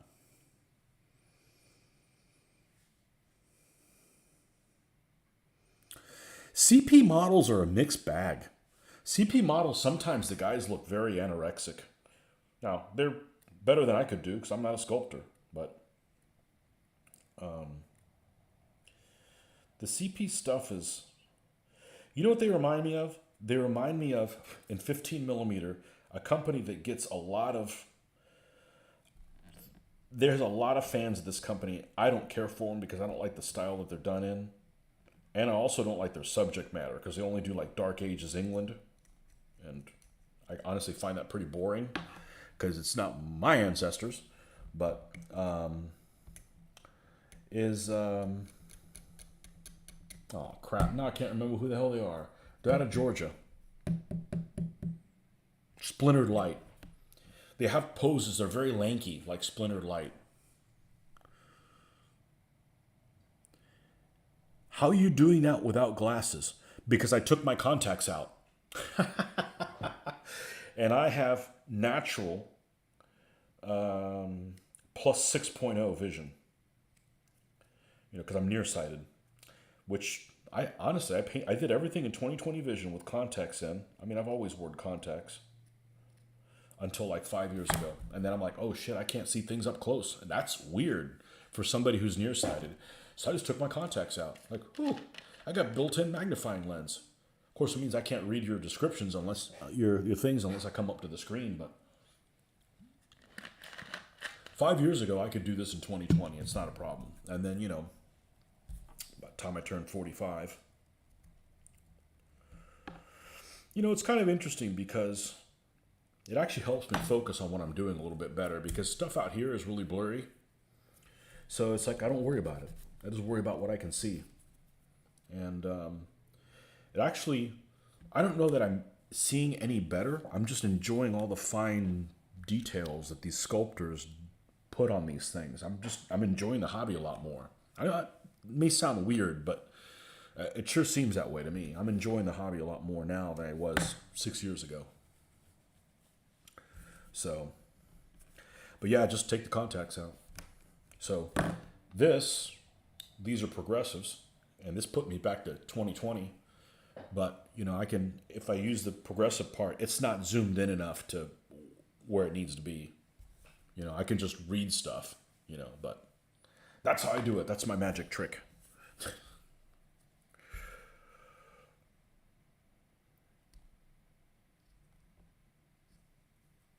But all the painting that I always did it in 20/20 vision. It never occurred to me, and this sounds stupid, it never occurred to me that I actually had built-in magnifying. I just thought I had bad vision. I just never really thought about it. I mean, I had it when I was like 7 or 8 years old, so I never realized it was like a superpower,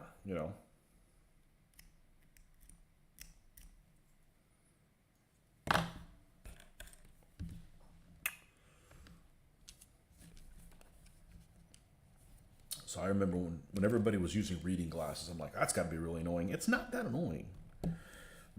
You just have to be prepared. You have to go anywhere, and I'm always carrying, I can't even get out of this room without glasses on, but I wear contacts every day, and then I bring my readers with me. If I need to look at the computer or something like that, it's not that inconvenient. What's really inconvenient is if you wouldn't be able to like wear contacts to like drive and stuff like that. That would be annoying. Like I can't drive a car with glasses. You'd be driving like you're drunk.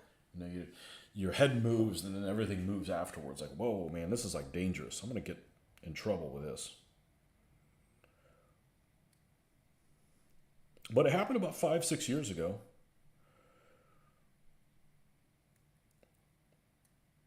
That I wasn't able to see things up close. And it's really, really weird for somebody that's been nearsighted their entire life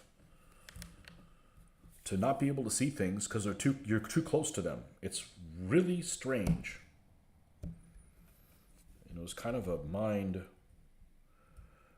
screw.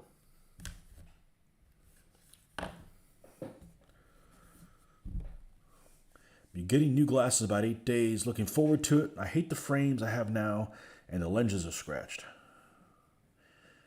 TQD figures are the ones from CP I like. Okay, TQD. Okay.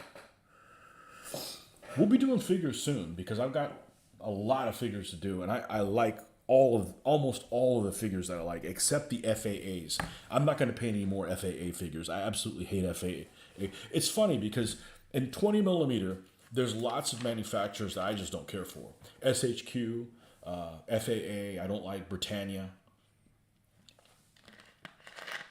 Who else? That may be it. And there may be other ones, but of the ones that I have, because I got them back before there was an internet. So you couldn't look at the pictures. You're like, oh, these guys make all kinds of Germans or Russians or Americans or whatever. Let me order them. And then you get them and you're like, oh, mother, they look terrible. What are you going to do?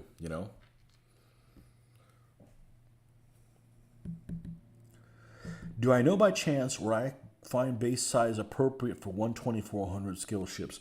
There was a company. The short answer is I don't. You're going to have to search because I used to mount my ships on balsa wood and I would put names on them. But there's a company that that made bases specifically for GHQ miniatures that had the waves built in them. So you literally could glue them on there and they would already have like for instance, like let's say you had 4 heavy cruisers of the Zara class, Italian heavy cruisers. You could buy the four bases for the Zara and then you could glue them on there and it would already have like the waves and stuff in there. Really, really nice.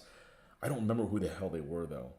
And it was a long time ago. They may not still be in business, but short of that, I think pretty much everybody makes their own. Now, I've seen some people use clear, like clear acetate, so that whatever color you have on your gaming board shines through.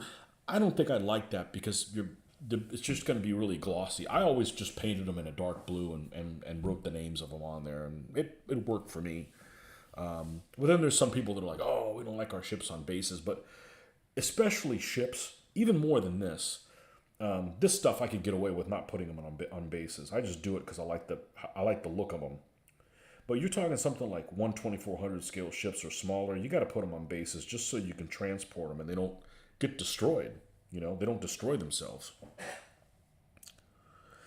You see, you share about the same opinions about the figures. Yeah, I have a set, for instance, that from FAA. That was the Cross of Iron set, you know, from the movie Cross of Iron, right? With James Coburn and etc., right? And it was his squad. So you've got Steiner and all the other guys that are in the squad. But because FAA's figures all have the same face, and it's not like AB Miniatures. AB Miniatures, every figure has the same face. But it's a face that doesn't have any prominent strange look about it, so it works. Like for instance, if you had this is the example I always use, Britannia. Britannia has a very dominant face that's on all their figures, whether the figure is in the Africa Corps or the 8th Army or it's a Russian figure, it's the same. It's a figure that, you know, it's like if you had everybody in your army that had the face of Willem Dafoe. It doesn't work because he has a very unique face that's not normal to most people. So if you're talking about a miniature manufacturer, and I'll use minifigs, for example, in 15 millimeter, minifigs has a very diminutive, not dominant face structure that's kind of vague, and it works. But if you have something that's very dominant, like FAA has extremely heavy cheekbones and sunken eyes, and every single one of their figures looks that way, it's not my thing, you know? So, Britannia, I remember 20 years ago, 25 years ago, they were prolific. They made everything. And I have some of their vehicles, and I think their vehicles are okay. But their figures are stunted, so they're dwarfish. They have a very large head, and their head has a very prominent face that is on every single figure, whether they are a lieutenant in the German army or they are a guy that's sweeping for mines in the British army, or it's the same face everywhere, you know. So they're all clones. So, and they clone somebody that has a very particular look. So, but they make everything, and they advertised profusely back in the day. I don't know if they're as big as they used to be. But then the other thing is I noticed in 20 millimeter, there's a lot of manufacturers that I thought really, really highly of that are out of business. Battlefield Miniatures, gone. MMS, they made all those kits out of white metal, disappeared. Cromwell Miniatures, some of the best looking, I've got a Tiger one from them that at some point I'll do it, with built-in with Zimrit. It looks better than most 1/35th scale models. It is incredible to see how good that casting is. Gone. Because it was one of those things that the owner owned the company. He was the guy that did all the work. and he didn't have anybody to pass it on to, and he wants to retire, at some point, or so that's what happened. Cromwell models, just gorgeous stuff. Blitz gone, yeah. Now I understand that the sculptor is still doing. I don't understand the dynamics between Drew's Militia and Battlefield Miniatures and Blitz. I know they're all related somehow, but all three of those are gone. It morphed from one thing. It started with Drew's Militia. When I first came across them in the early '90s, it was Drew's Militia, and yeah, all of those figures from the Stalingrad range, I have them, and well, here's one of them right here. Hold on, is this one that I actually redid the basing for? Yeah, I redid the basing. This is one of their. Well, I don't know which one it is. It's not Drew's Militia. It's either Battlefield. This is one of their Normandy guys with a BAR gunner. This is one of theirs because it's Normandy, because they've got that bag there that their equipment is, waterproof bag supposedly goes on there. Really nice casting. Gone, disappeared. Luckily, I bought one pack of everything they had. So, and that's what happened is I started doing medieval stuff. 20 years later, I'm like, let's see what's available in World War II. Like, where are all these companies that they used to have all their stuff from? All disappeared. Not all of them, but. And then there's some companies I'm not interested in, and they're still around. Like, I didn't want their stuff before, and I don't want it now.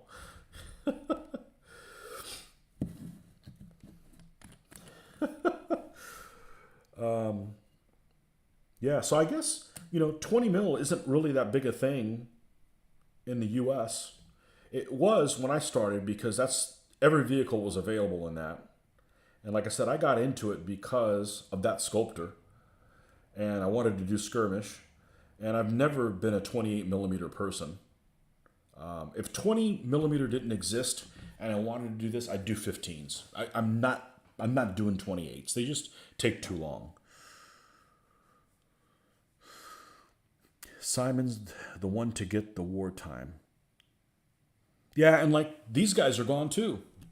These Skytrex slash who are they? Hinchcliffe. These are gone too.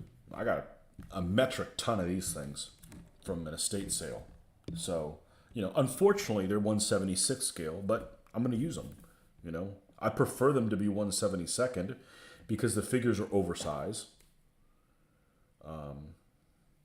So they fit better with the figures. But, understanding the figures are oversized. But I mix them both. It's not the end of the world, I have a lot of vehicles in 1/76 scale. I don't think I would buy something in 1/76 scale.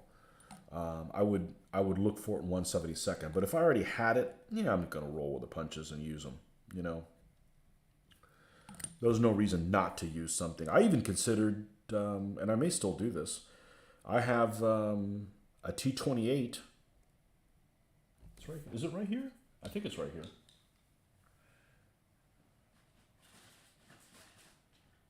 Yeah, I have a couple of T-28s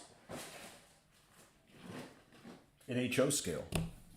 And they're very small, but what am I going to do with them? Throw them away? Buy it, sell them? Nobody wants to buy them. I got T-35. This is from a company called Primo, made in Russia, and I probably got them right after this, right when Yeltsin was still in power, in the early 90s. And there's nothing wrong with them other than they're 1/87th scale. So what am I going to do? Not use them? Well, I've not used them for 20 years, so.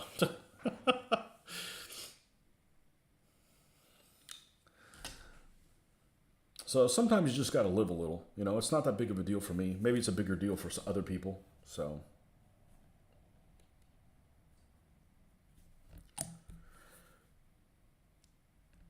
I wouldn't go out and buy a 1/76 scale, but if I had them, what am I going to do? Not use them?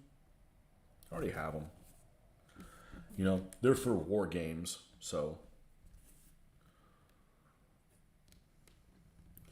I'm more worried about painting them realistically than them necessarily be exactly scaled out the way it is.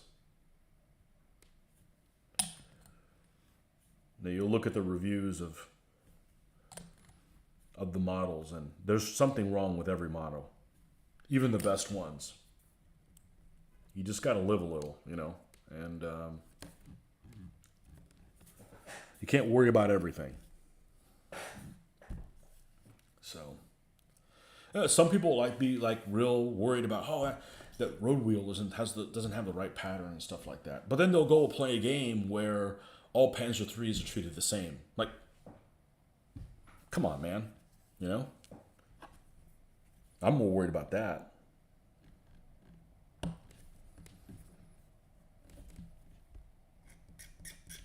You know, that's why I don't think I could play something like. I could play it, but I couldn't build stuff to play it on my own, like rapid fire or something like that. Because it's like, this has A-class armor. Well, how many millimeters is that? Because I like to play games that use real terminology, because you're learning stuff as you're playing a game. You know, you're learning real life things. You're learning history as you're participating in history.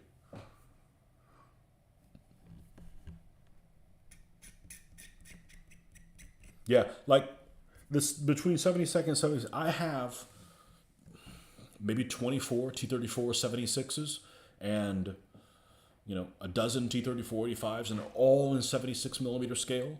I mean 76 millimeters. They're all 76, 1/76th. I'll use them with my 72nd scale stuff. It's okay. You know, it doesn't bother me any, you know. They're going to look great. They already do, you know. I'm happy with them.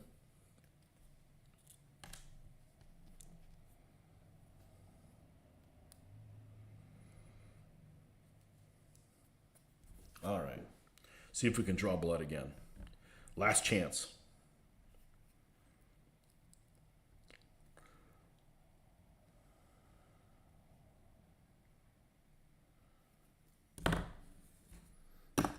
Make sure that rolls off onto my leg. Nice.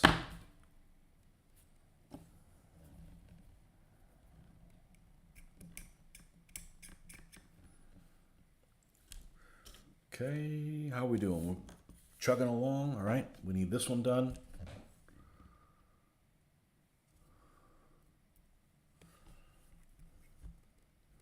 Never played rapid fire. It's definitely...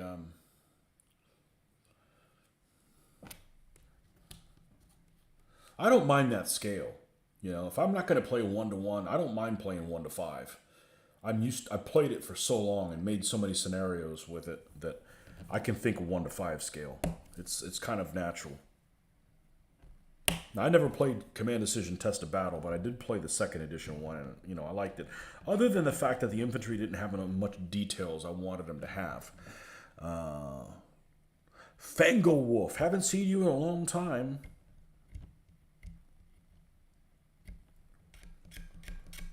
Fangolwolf.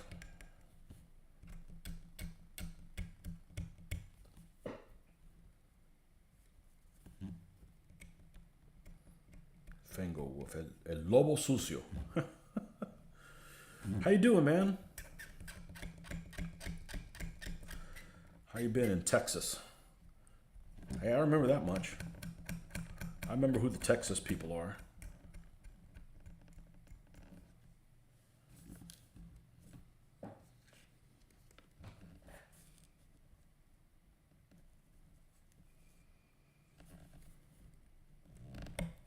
Okay, Jose, thanks for coming by.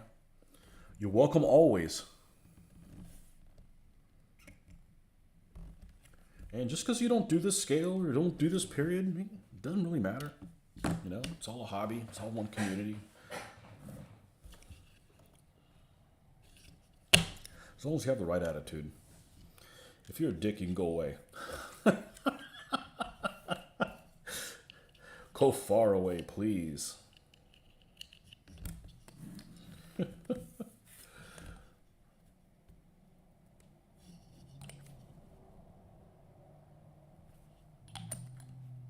God, this is just a treat. It's a treat to put these things together. It really is.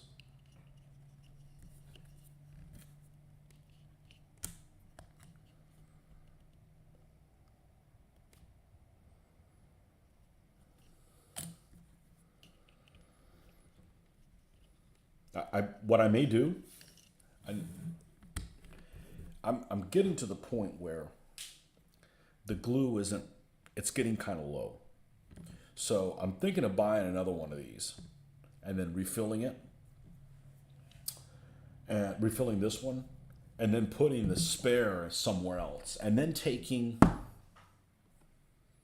the micro weld and putting it in one of these because I really like how this smells. Well, it sounds like I'm a huffer or something like that.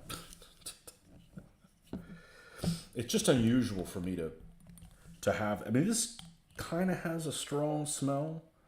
It's not very unpleasant.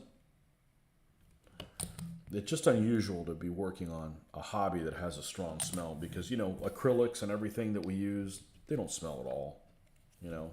Let's see if this back plate comes on just as easy as the other ones. I bet it will. You know, it's going to suck when I go and build one of these models. It's not Plastic Soldier Company. I'm really going to think it's a piece of crap.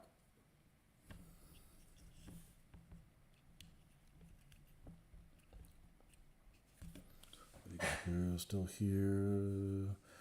Brush painting or airbrush? Brush painting. You're a huffer, you're a puffer, you're a midnight stuffer.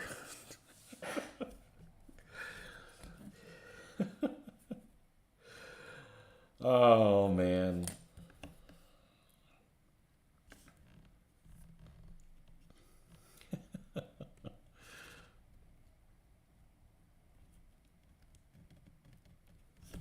You're a joker, you're a smoker, you're a sheep poker.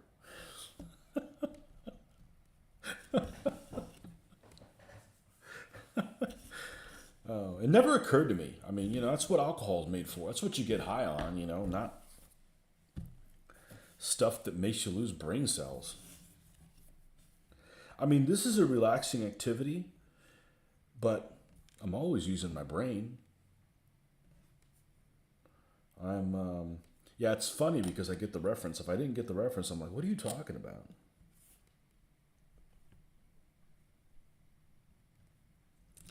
It reminds me of the parties that we used to have in the early 90s. They'd always have Steve Miller Band playing, Jimmy Buffett, or Tom Petty. Always those three. And Steve Miller's the best of the three. Easily.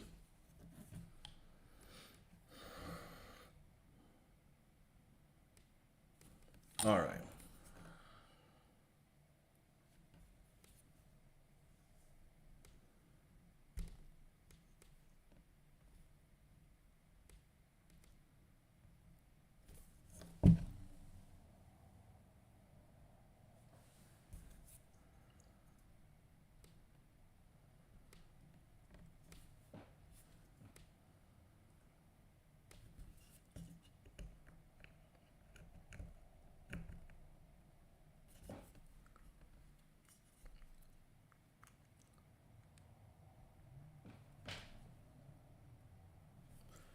Yeah, this stuff is ooh, for some reason this one's bigger.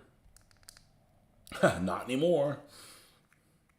You know, I never glued the two halves together, and that was probably a good thing. Because I can adjust that now. Yeah. Now get in there, you bastard. Or I'll just modify it so it does fit in there. But I'd rather not have to do that. There we go. Okay, and we already have one command tank. So this one's going to be Commander Button Up.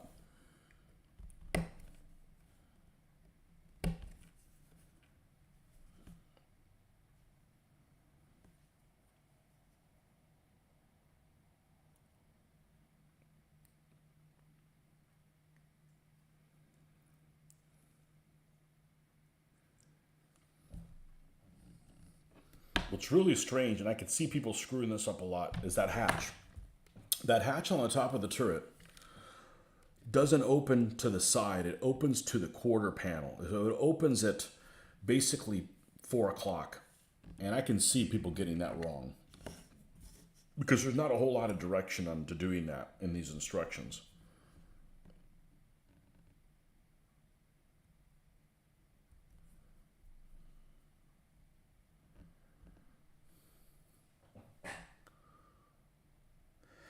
Best cement on the market. I did buy the Mr. Hobby equivalent at Hobby Lobby, and we'll try that at some point. Yeah, it's this applicator is amazing. I don't even know. Is it a brush? I think it is. It's like amazing.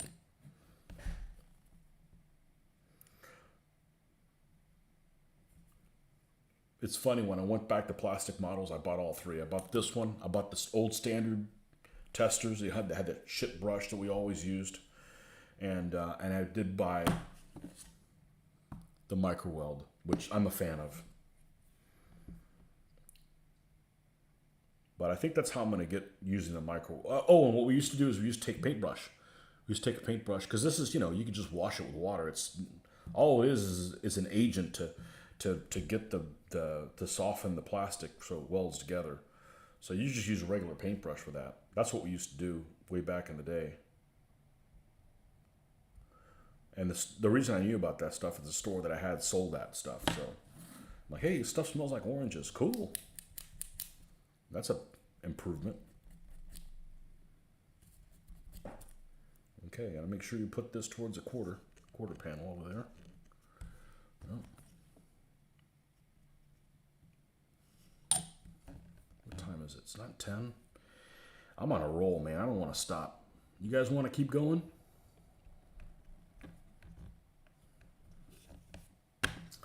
Again, we're going to punt on that because I want to do all three of them different. That way we can have some variety. There's no reason we have to decide that yet, or the track. So we're done with the 3 tanks.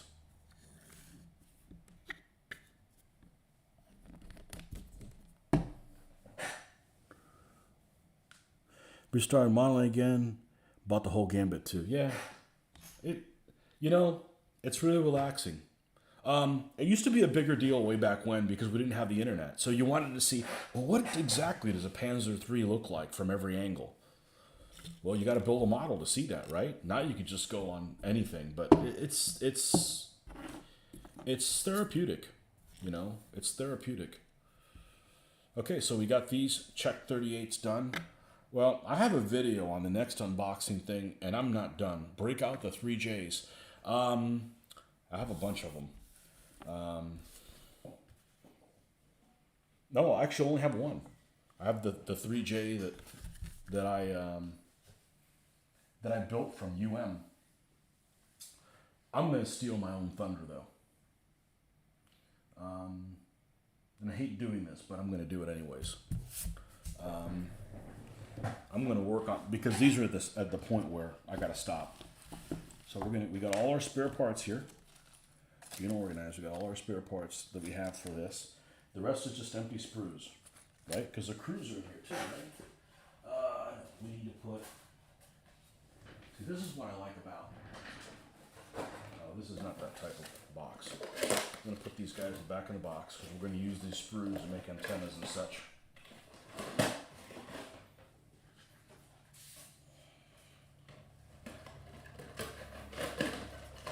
I'm going to steal my own thunder. And I've already shot the video for this next thing, but I haven't published it yet. So you guys are going to get to see it before I publish the video. And because this is the next thing I should do, because it seems appropriate, especially since I got the book for it in New York. What book is this?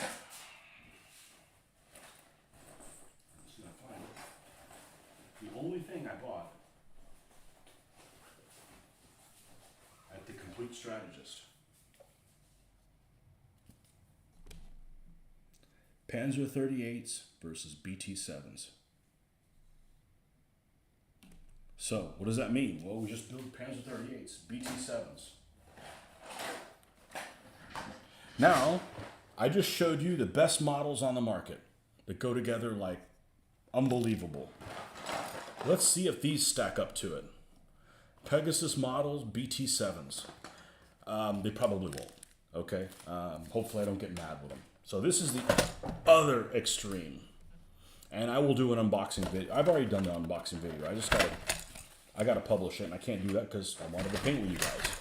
I wanted to put stuff together. Here's the instructions. Wow! How excitingly simple. And look at this glossy ass color. So let's put these two BT7s together and see how crappy these models are. They're very, extremely slippery. And no, I'm not going to wash them. I don't wash models. It's stupid. Hey, I got to cut some corner. That's the corner I'm cutting. I can't be anal retentive about everything. Jesus. I can't be in everything. Okay. Here is the two holes. And you can, I don't know if you can hear this. They're like brittle. They're really, really brittle. So I suspect this is a disappointment. But they'll be fine once they're painted. Okay. Let's do them both at the same time. Why not? Nice thing about Russian tanks, you don't have to clean a ton of flashing off because they look like crap when they came out of the factory anyways. All right, so we got two holes there, and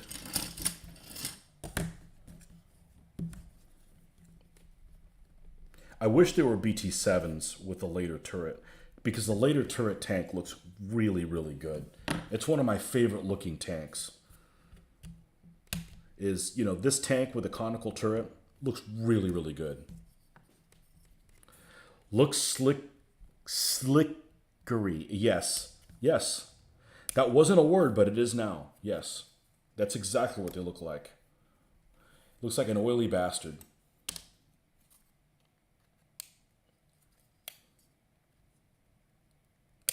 We will not be using this to make antennas. Well, they're Russian 1941 tanks. You don't need antennas.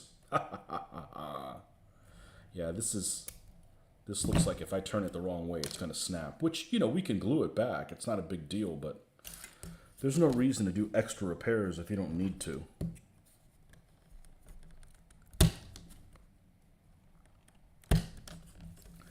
This is clear, almost like a gummy bear.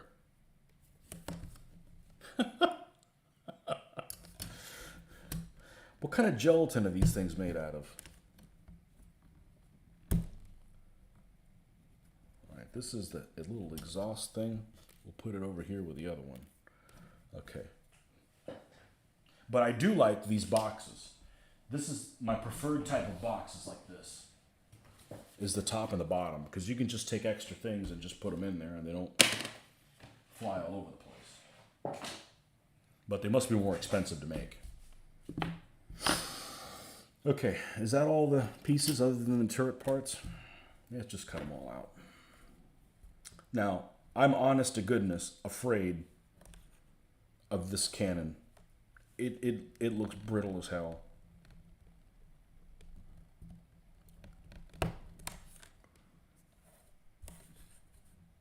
It looks brittle as hell.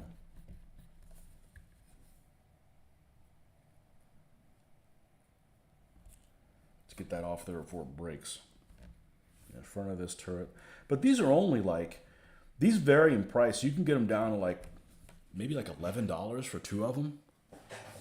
You know, Amazon, stuff on Amazon varies a lot. One day it'll be like 20 for two of them, and then the next day it'll be 14 for two of them, and then the next day it'll be 16. They vary in price a lot.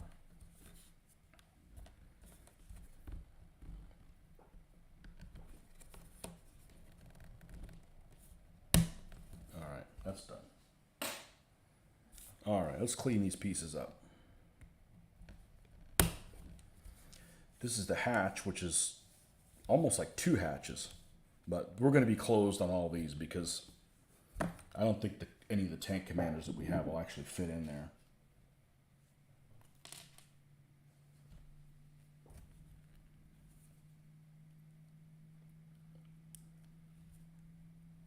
You know, most of them are going to have the hatches closed anyways. I mean, if you got a guy popping his head out, the gun's not being fired and the coax isn't being fired. I do have a sprue cutter. I just decided not to do it on this one.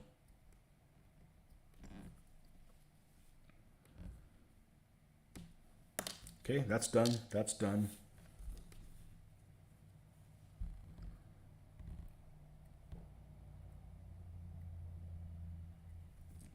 This is really brittle plastic.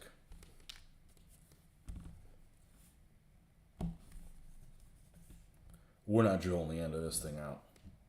There's nothing to drill. Where is this thing? Here.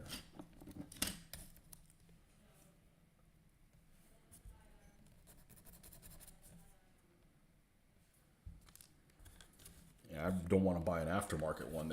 Aftermarket barrel that costs more than the tank.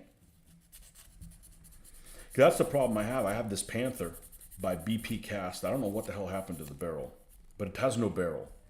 And it's a terrible quality model.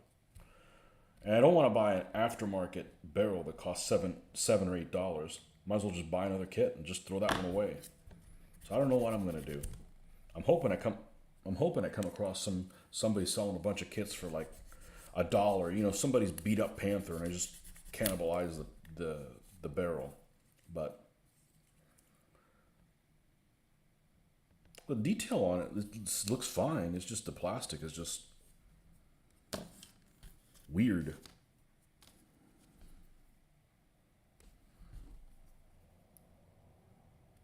And it's like semi-transparent, almost like those jelly shoes. Remember that the girls used to use those jelly not flip-flops, but they were like Mary Jane. I don't know what the hell they're called. I didn't wear them.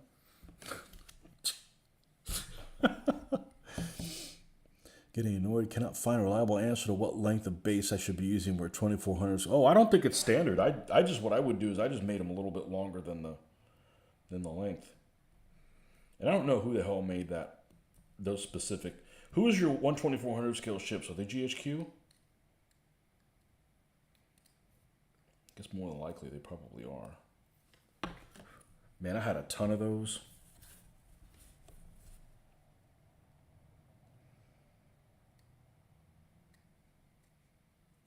And the only good news about it is I sold them all and made a profit because when I bought them, the battleships were like $5.50 or $5.50 each.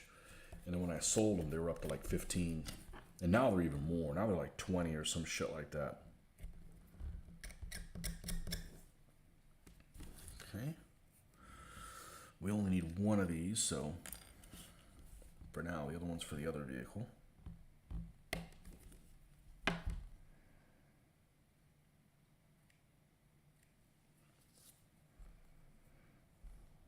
Little Cruella de Vil headlights. You know what I'm talking about.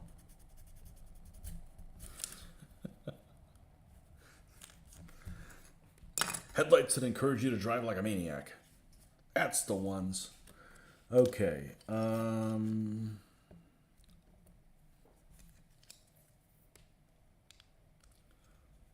Fit looks good though. I mean, the fit's really good. Looks like it could break at any moment.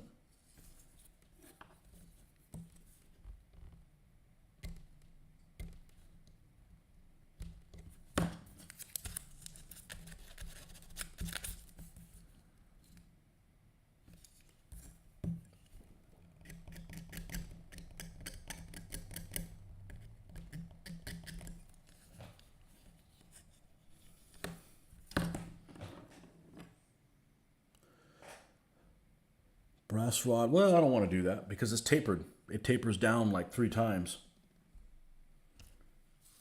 I guess I'll have to do that if they break it. I will break them. All right. Assembly instructions. These 2 pieces go there. All right. This goes here. This goes on this side. Right. All right. Let's see how this glue reacts to this slicker and snot thing.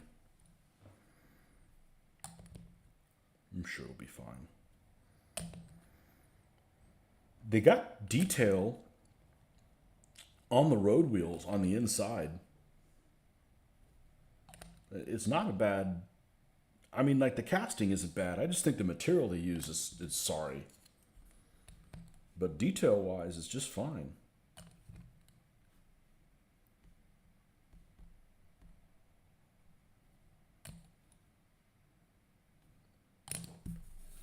In Soviet Russia, tank glues you. That's right. All day long.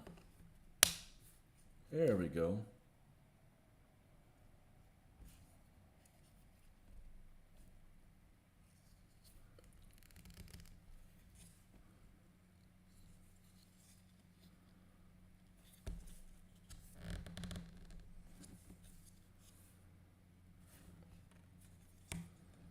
Okay, now we do same on other side.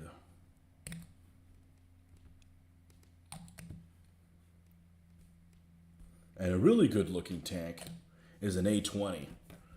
It's just like a mini T-34.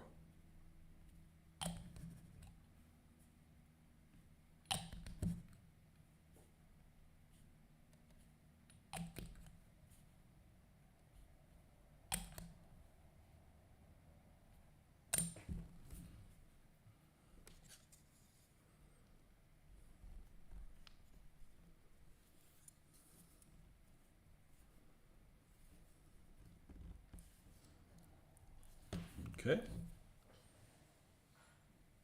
Now we do top hull. All right.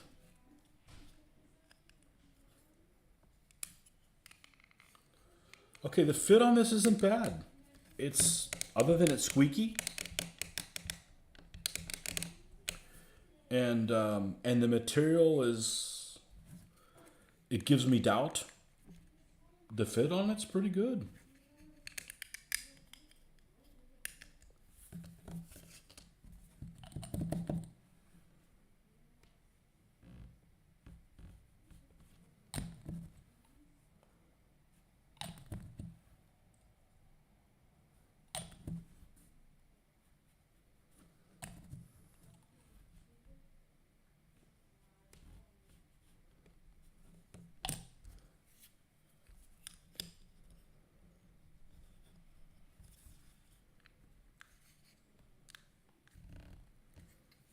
Gonna look a lot better than the other BT-7 that I have.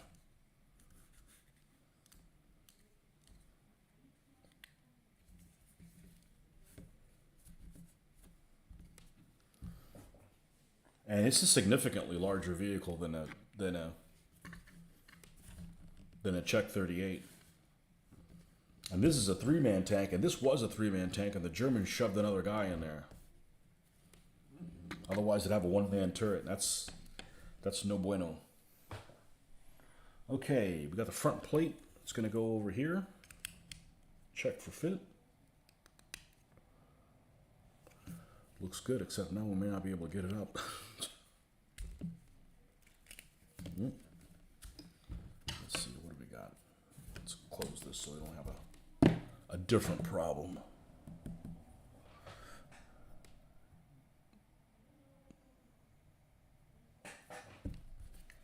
There's a game, if you're looking about making counters, there's a game by Clash of Arms that it's their naval rules. And they come with counters, and the counters are beautiful. I don't remember what the game is. They had it at Complete Strategist. But it's their series. It's like $140. Well, if you want all the modules, it's $140. And they're like top-down view of the ships. And, well, I'm not going to fight with this thing. Because I can totally see this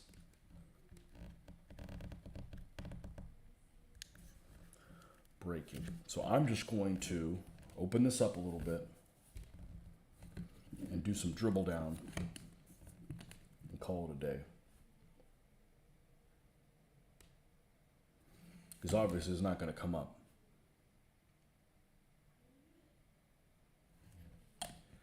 Well, I wanted to test fit it, but it won't let me.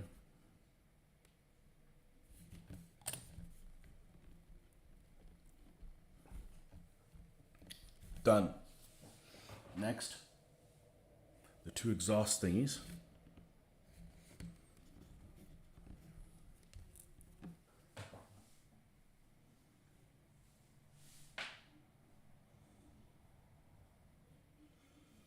Rebels. Now, I don't remember what the hell it's called. I saw it at Complete Strategist. It looked really nice. It's their game that's called Command at Sea.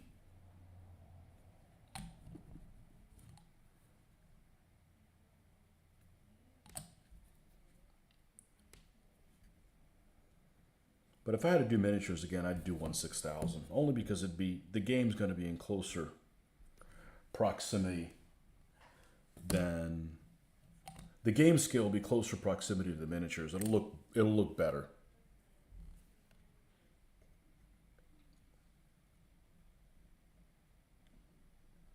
They have one of them that's just Spanish Civil War. You know, like half of them are like real battles they had, and half of them are like what ifs. I don't really care for the rules. They're a little bit too.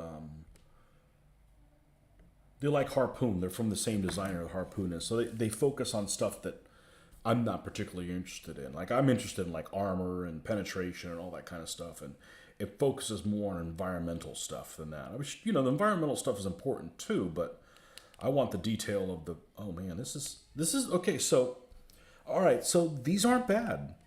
These aren't bad models. They just the material is brittle. Okay, what I need to figure out is if this is from the outside or the inside. And it looks like it's the outside. Excellent. Okay, so we can go ahead and put. Man, it looks really good. I mean, like I said, the plastic is like, you know, but it looks pretty good. I'm a little concerned about the longevity of this thing, but I guess if it breaks, I can just buy an aftermarket barrel.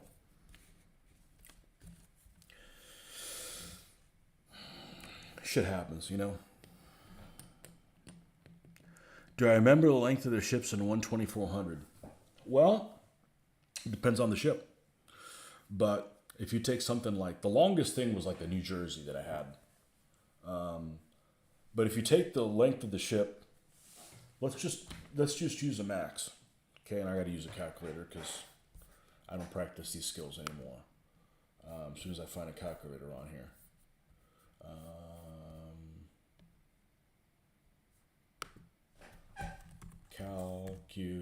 Calculator out. Okay. Open, bitch.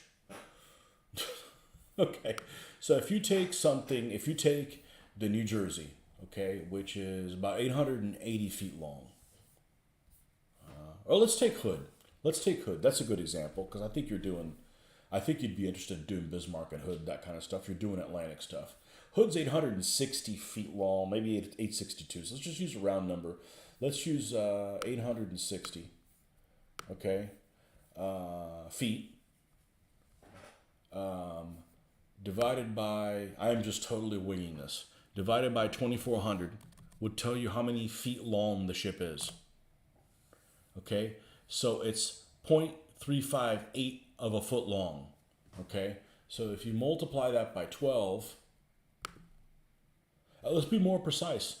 Let's not get over our heads. Multiply it by 12. It's 4.3 inches long. So the hood is 4.3 inches long. So if you make battleships 4.5 inches long, you should be good. Does that help? And that sounds about right. It's about how long it was.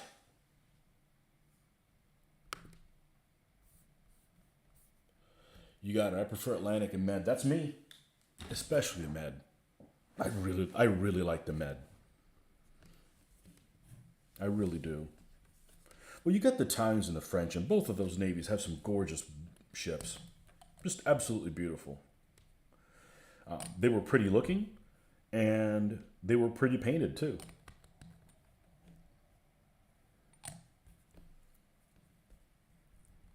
This sits on the inside. All right, cool. So we will glue the insides.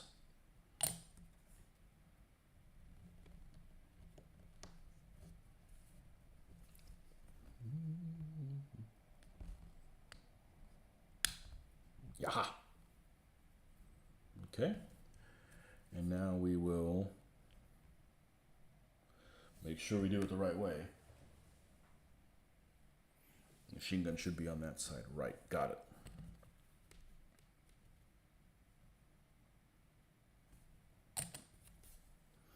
All right. I'm not going to talk shit about these models. They're all right. They are all right.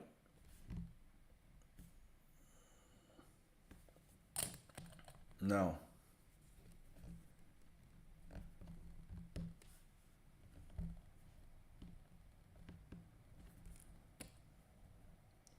.45mm cannon, which looks thinner than a 20mm cannon.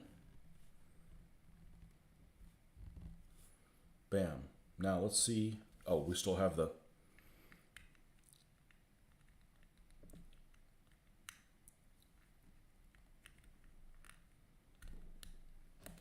That's a little too tight for my liking. So we're going to...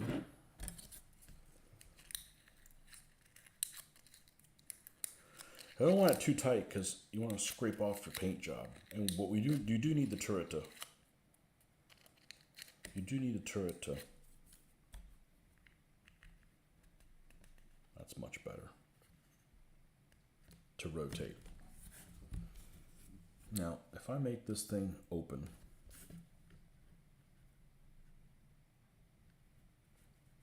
Do we have a candidate?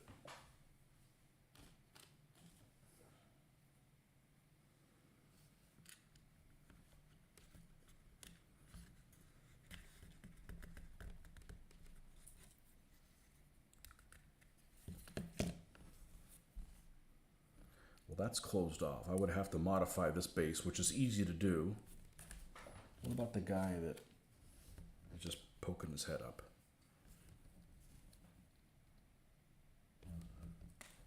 We're going to leave these two closed. I got one center I need like 7 BT7s for. So there'll be more BT7s coming.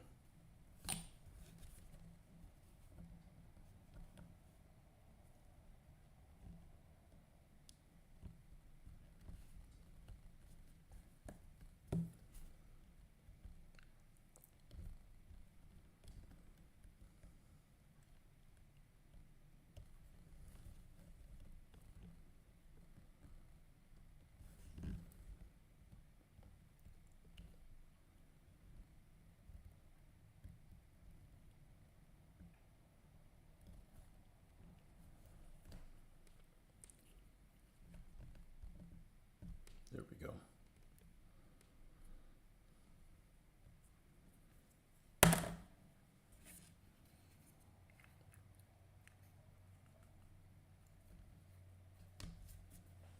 Now, let's pull the finished BT7 that we have. Actually looks pretty good.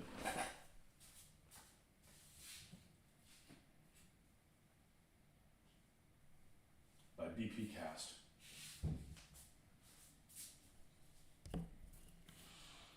And I'm not sure what scale this is. This may end up being 76 or something like that. Take the length of the ship, divide by 2400, right?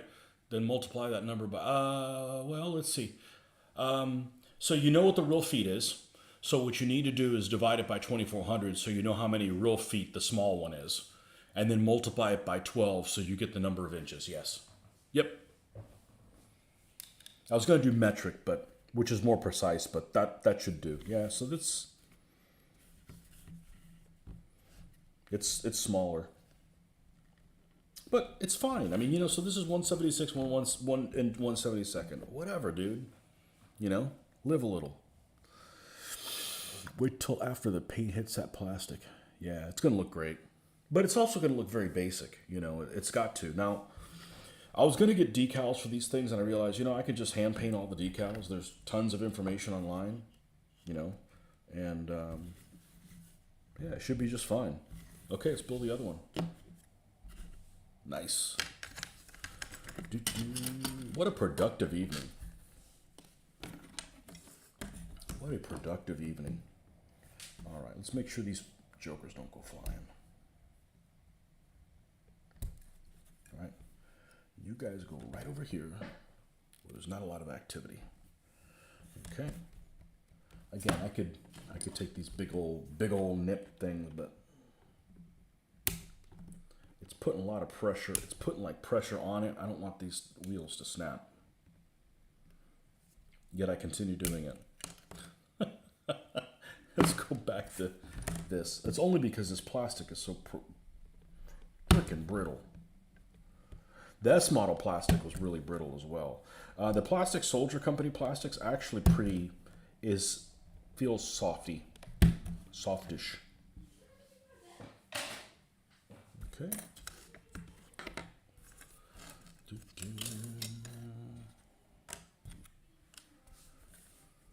Well, the sooner I get these guys painted, the sooner I get these guys built, the sooner I can paint them.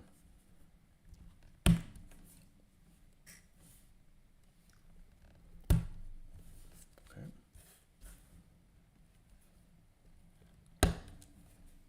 Bye-bye. That's it. That's all the pieces. All right.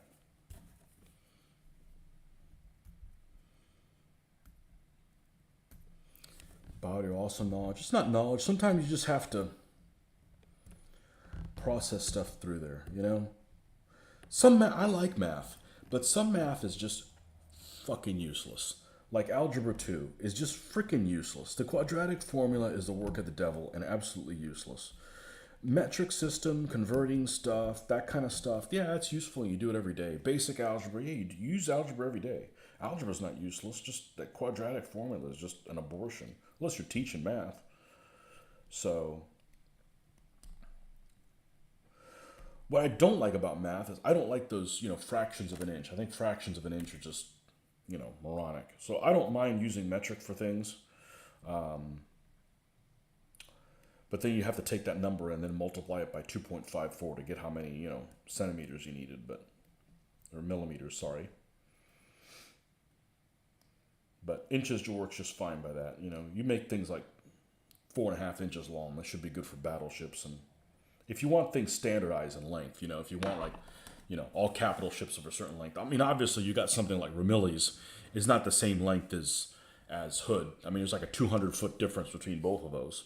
The Ramillies is a very stumpy capital ship, even more than Warspite. And, Hood is the longest of them all. She's longer than Bismarck, by like 40 feet. Super slender, so.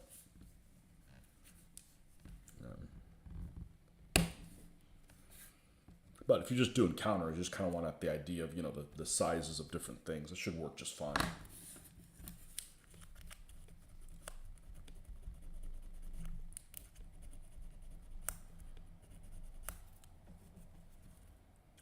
There's a set of naval rules that's out on,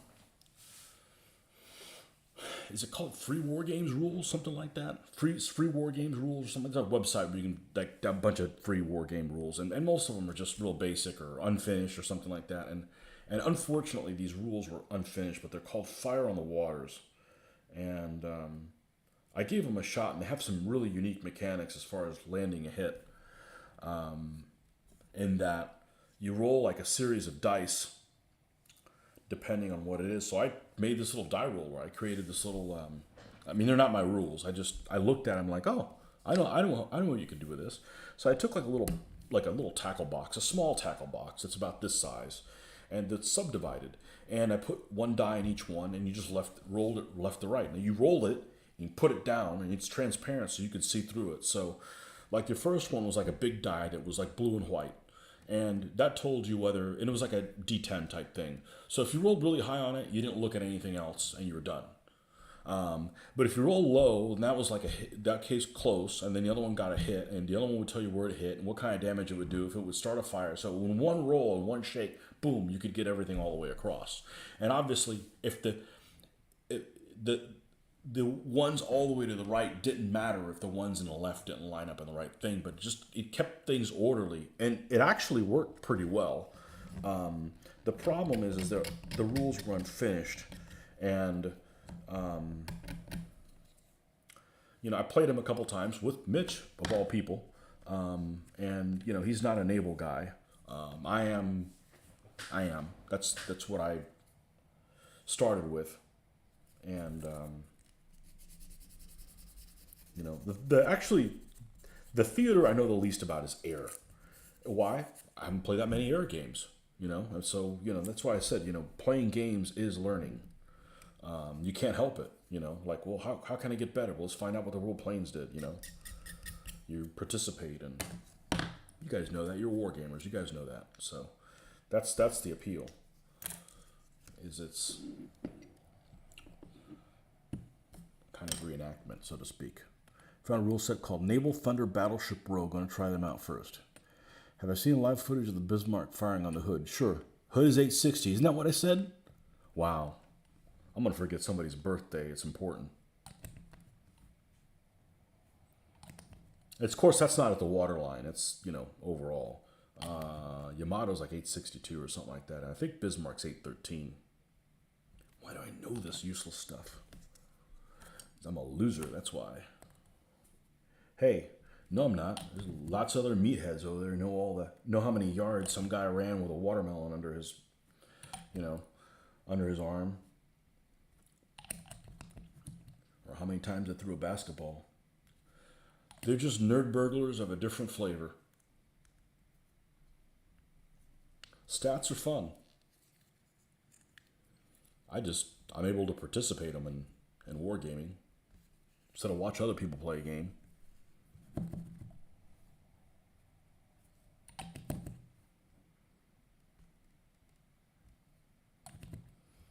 Don't care for sports. No, I do like sports games. I do like sports video games and stuff like that, like Madden and stuff like that. But people that are sports fans don't like those. Everybody I've encountered, they don't like the player. They don't play realistic. I just treat it like a war, you know, like you call a play. What's your strategy going to be?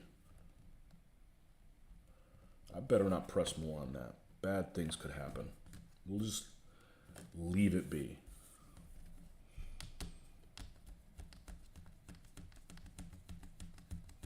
Sean Horseman, I got back in a motorbill and I just didn't want to spend the hundreds of...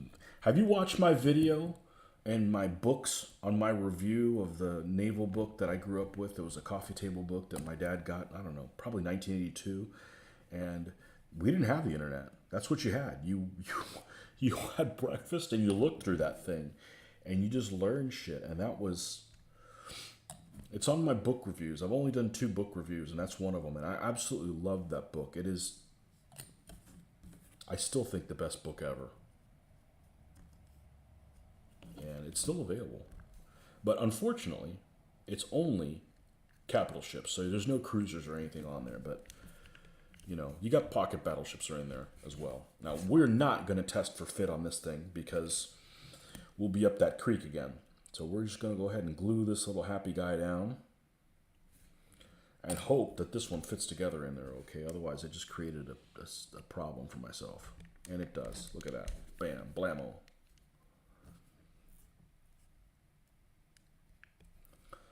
Several months ago, if you look on my playlist on my channel, and there's one thing called book reviews. And it's on there. It's All the World's Battleships or something like that.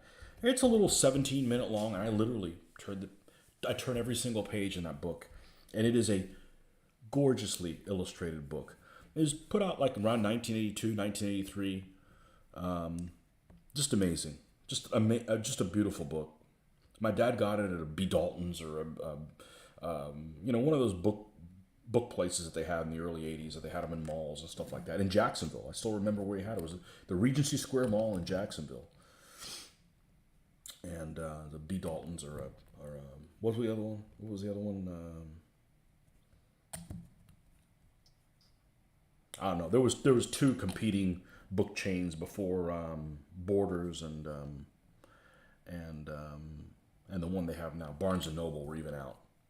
And it was at one of those. And I cherish that book.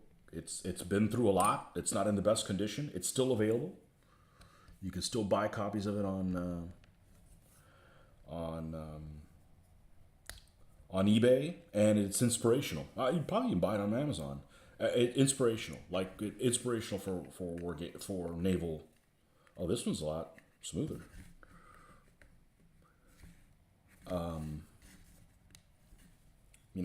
I got it ever since I was like 11. It just,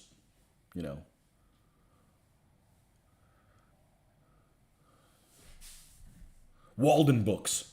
That's what it is. Walden Books. Yep, that's the 2.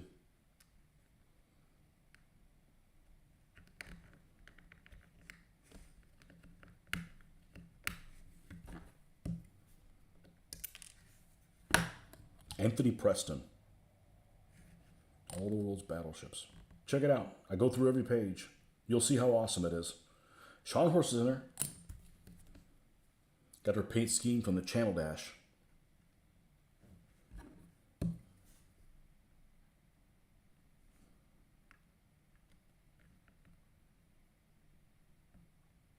Beautiful book.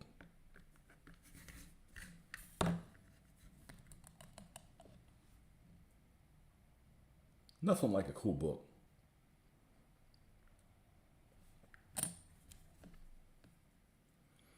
It's just hard to find, you know, sometimes subject matter that interests us because we have such a unique set of interests.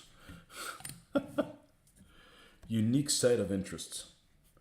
All right, let's put this guy in here.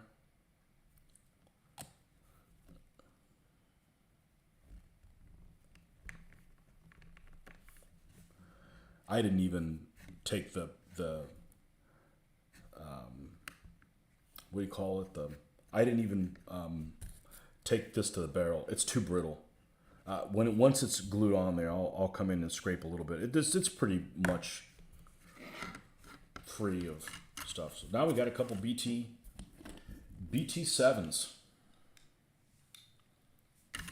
Look at the size difference here. Like really quite dramatic. Well, you guys are still watching, and I'm not out of juice yet. So let's steal more of my thunder. What do you think? Actually, I'm going to take a pee break. I'll be right back. Don't go anywhere.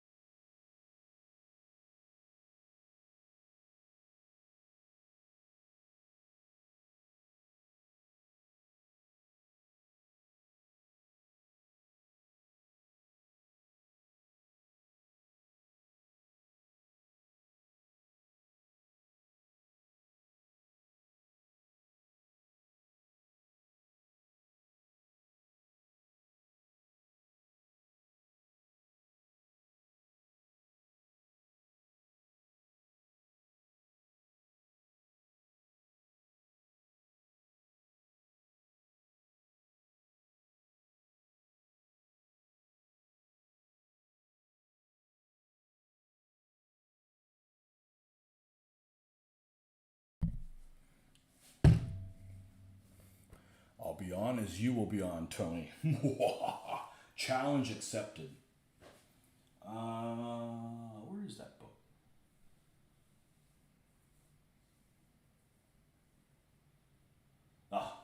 Check it out. It's well worth the video. Okay. I've already stolen my thunder, right? Right. The correct answer is right.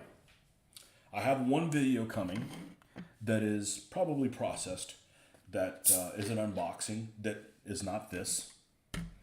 So I'm going to go ahead and steal my own thunder again with stuff that isn't in that video. So video is still prevalent.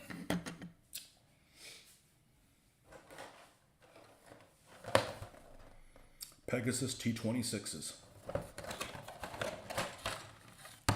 2 of them.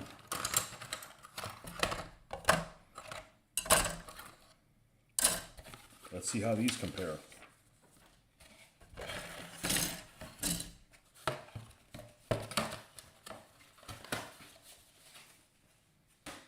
$30 hours? No, maybe if the girls weren't home and I didn't have to do anything. So, I done screwed up.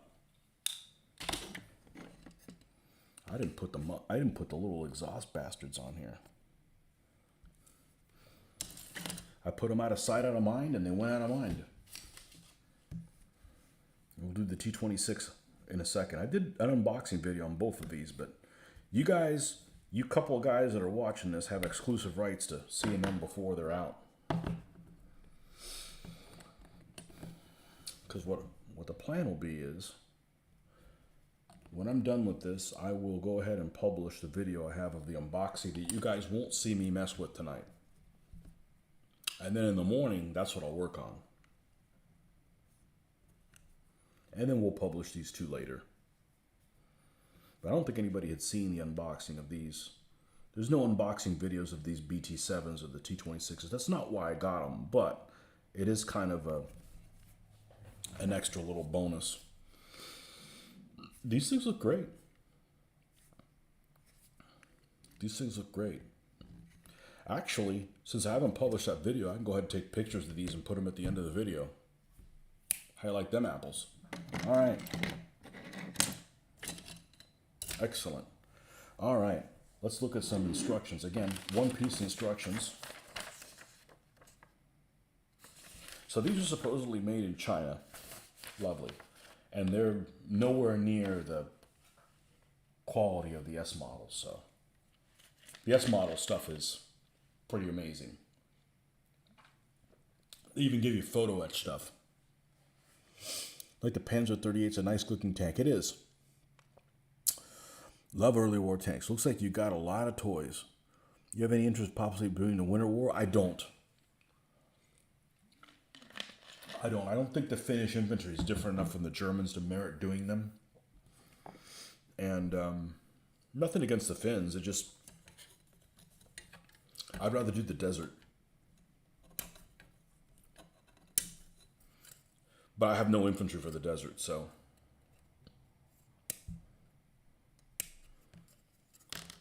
But I would love to do stuff around Operation Crusader for the desert and stuff. But that's a ways off. We got to get some Barbarossa action going. And Normandy before we worry about the western deserts. Even though I would love me some honeys. And I mean the tank. They throw in a little piece in there. God, these things are slippery looking. Slicker than snot, I think is the correct terminology. British A-13s, yeah, and Crusaders. And A9s too. Got some A9s there. This is... I don't want to chance this. I got a bad feeling about this, Sarge. It's too close. No, I can't use this. It's already like trying to break the... This is just really poor plastic. this one here.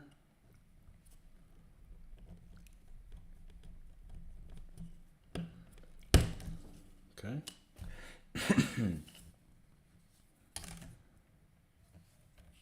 Yeah, so this is, I basically ordered all the stuff that I had that bad experience with. I went up north and I'm like, fuck it, I didn't get the shit that I ordered. So I ended up ordering it, and it cost me more money, because instead of like being $80, it probably cost maybe 110, something like that. But I still hadn't heard from that vendor since the order was placed on December 12th. I have had zero communication with them. I have emailed them multiple times. They have not responded, and we're basically gonna put a block on the credit card payment, which has actually never happened to me before, ever. I think it may count as win a war using battle battalion combat system for MMP games. I like early war tanks too. I just don't like German tanks without that turret bustle, which doesn't really apply to the Czech 38s. I actually think Czech 35s are pretty cool, even though they're definitely inferior to the Czech 38s. But inferior doesn't necessarily mean I'm not interested in them, because, you know,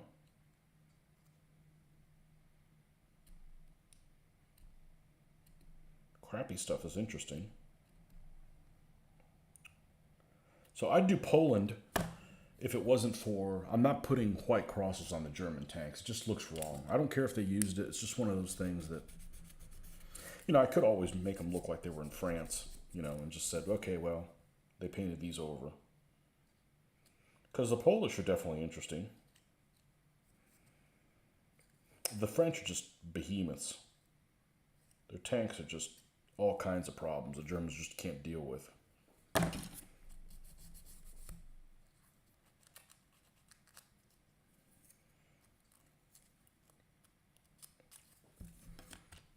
Okay.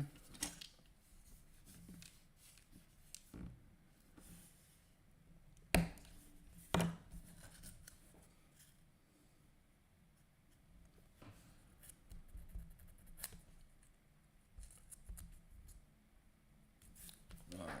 Where does this... Okay, that's the hatch, obviously. Okay, got it. Which is going to go here. It's got an extra piece on there, which is kind of baffling. Unless it's not supposed to be there.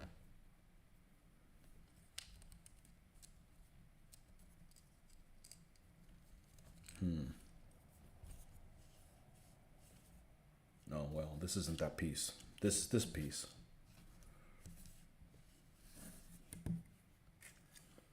It's almost like translucent in some places.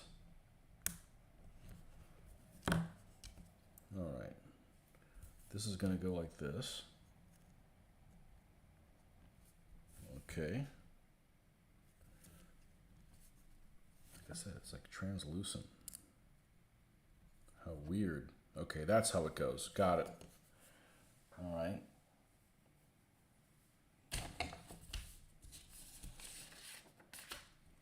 All right. Let's put the suspension together. Let's clean this thing up. Brazen chariots.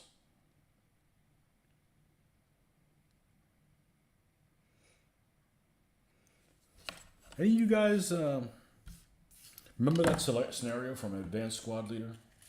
I think it was called Blazing Chariots. I think it was 12 honeys versus like 8 German tanks. And the Germans were a mix of Panzer II, 3s, and 4s. And I believe it was a Crusader battle. And I'm trying to think at what point in the Crusader battle it happened, because I am just almost all the way through Tick History's 8-hour extravaganza of Crusader, which is explained really, really well and extremely interesting. And I'm pretty sure it's probably 4th Armored Brigade.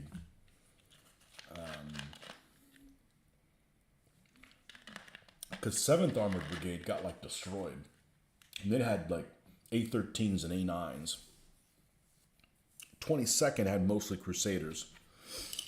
And 4th, all of these are the 7th Armored Division. And 4th, they had 3 brigades. And 4th was Honeys. And so it's probably 4th Armored Brigade.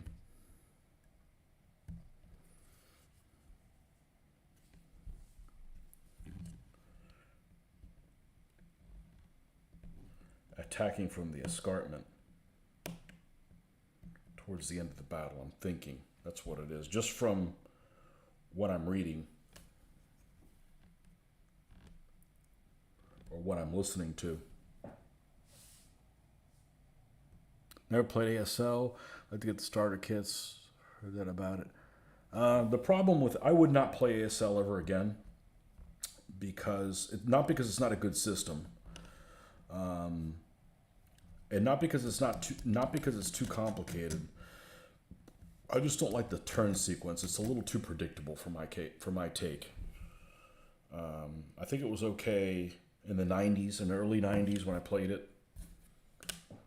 I don't think I'd be tolerant of it now. I think it's too much like... It's not interactive enough for both players. You know, you got the rally phase. Okay, both people rally there, right? Then you've got the prep fire phase. Only the phasing player gets to do anything. The other guy just takes it, you know. Then, that same player that's the active player gets their movement phase. And if they don't move where somebody has opportunity fire, the other player that's not the phasing player, again, doesn't get to do anything. It's just a little too, like, not back and forth-ish. I prefer, like, the lock and load tactical where one person takes a turn, the other one takes a turn. They move like one unit, the other one moves it. It's just a little bit more interactive. So, I think that based on my wargaming experience since then, because it is one of the systems I started with, interesting enough, I don't think it's that complicated. I mean, some scenarios are insane, but now here's the bad thing about this. I'm going to have to fill this in because this is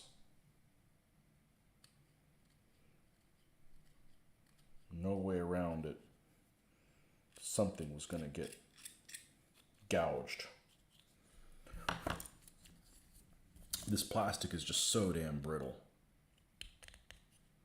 It's actually not even much to fill, but all right, what do we got? We got, all right, let's put the running gear on first. This is the front. The running gear goes like so. I better not test fit it because it's probably going to be a tight fit and I won't be able to get it out.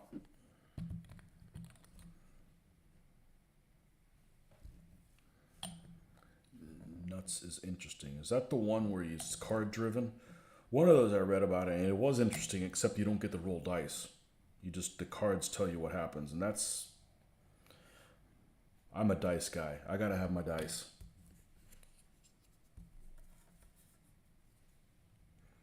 Gotta have my dice. One of the guys that was difficult to find people to play ASL a long time ago. There's one guy that was really into it. As much into it as I was. Except and this is like 1995. Yeah, it's like, I think it was 95. And he was like, we got this program for computers that's like an ASL helper so you don't miss stuff. I'm like, that's a good idea. Well, there's a function on it to, it would automatically roll dice for you. And he wouldn't play unless the computer rolled dice for him. And I'm like, well, I tried it a couple times, took the fun out of it for me. And I roll plenty of bad dice all the time, but it's part of the excitement to roll your own dice. It is for me. So,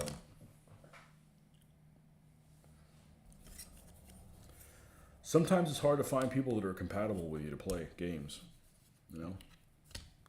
I've said it before, I don't like most gamers.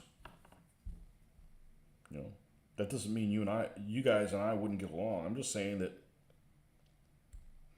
I don't like most gamers. I'm not going to game with people that don't shower. You know, they make deodorant everybody's size. You know, there's no reason to put up with that shit. You know.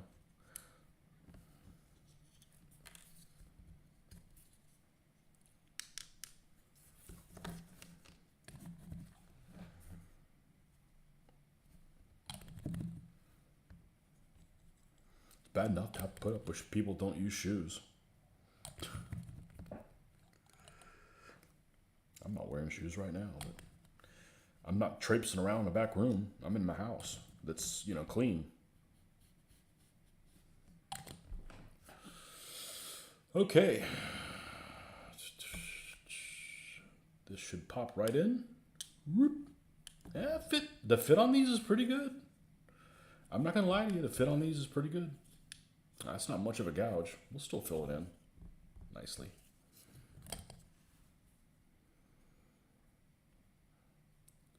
Okay, I'm going to say the fit on this Pegasus stuff isn't bad. The plastic is brittle as shit, and it makes me wonder about whether it's going to survive. But the fit's not bad. It's better than Eschi. It's funny because that's all we had way back when, and now I realized, oh, you know, I just fucked up. I done fucked up. It's probably not a big deal. I done fucked up. See if I can unfuck it up. If not, we're just gonna push forward with it. Get out. Get out! Because this has a piece that the other one does not have. And that is inside the running gear here, there's these other, like half, fuck it, I'm not putting them on there. The other one won't have them either.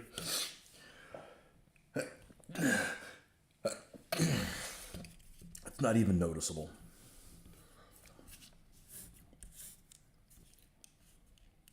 It's a piece that shouldn't even be there. It's a communist invention. They shouldn't have had those on there anyways. All right. Let's see. This has a big flap. The big flap goes back here.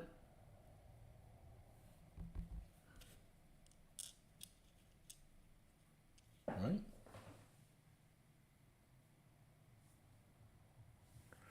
Let's make sure that the flap is going right. Yep, it's that way. Got it.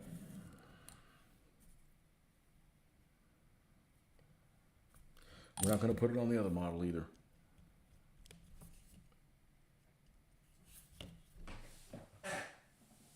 Thank you. Battles of Julius Caesar Deluxe Into the Woods Battle of Shiloh, Napoleon's Last Gamble from Operational Studies Group. What's the name of that Civil War game that's just gorgeous? You know which one I'm talking about. Has like that map that's done with colored pencils. Just absolutely gorgeous. It fits on the inside like that. Okay, cool. Let's do it.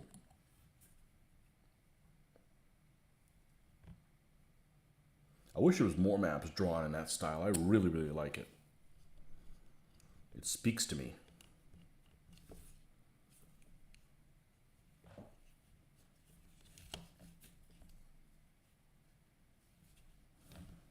Okay. And the muffler, also known as the rustiest part on the tank. I better not grab it by that. That looks like it's already kind of weakened-ish. Okay, and this goes up.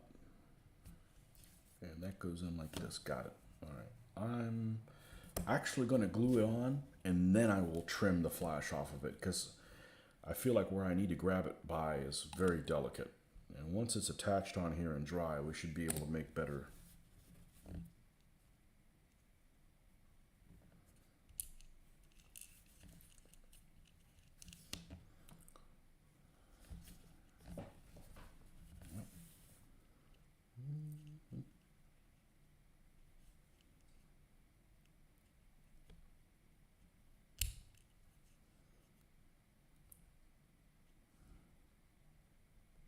You don't want to go in this side? Oh, we're going to make you go in there, you bastard.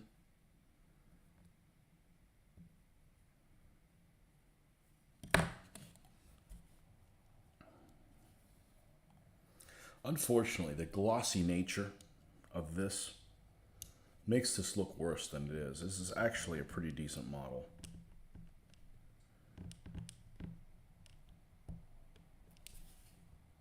Okay, then once that glues, we can trim that up. All right.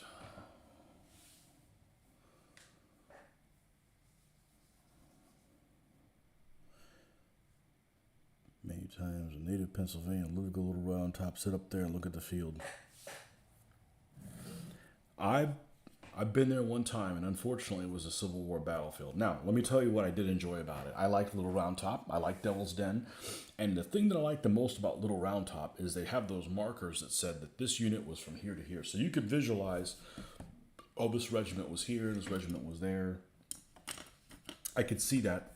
That's really well done. That's the way to do it. Unfortunately, I think the place is under construction for a long time.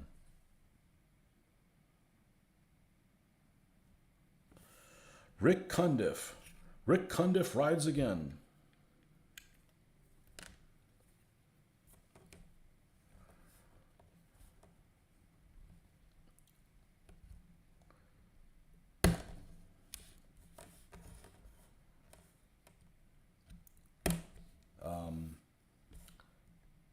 What I didn't like about it is there's a lot of stuff there that is not the situation that was back then. So, in other words, you'll have like a view that trees aren't there. There's trees that weren't there, kind of thing. And I'm talking about, you know, like the area near, Pickett's Charge and stuff like that. I wish they had done a better job of keeping that stuff in check. And I don't know. I liked the Little Round Top. But again, it's like it's a period that I'm not interested in. It's a war that I'm not interested. I don't care for American Civil War or Colonial, but I like Colonial a lot better than ACW. I'm already American. I like to role play a little bit, you know.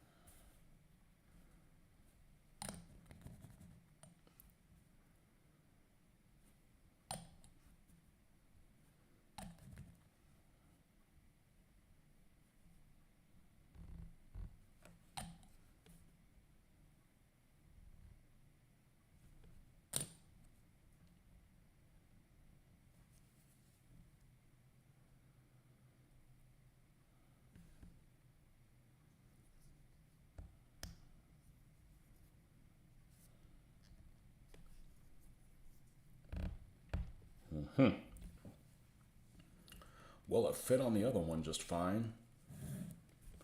Marxist turret.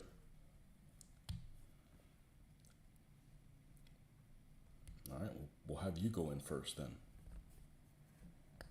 There we go. Damn you, Marxist turret.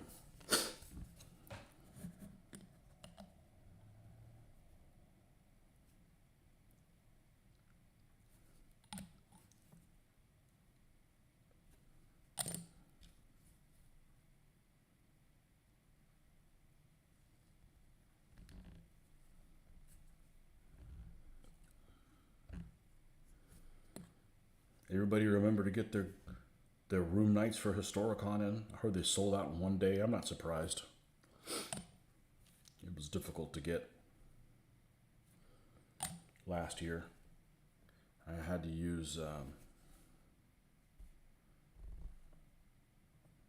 special help.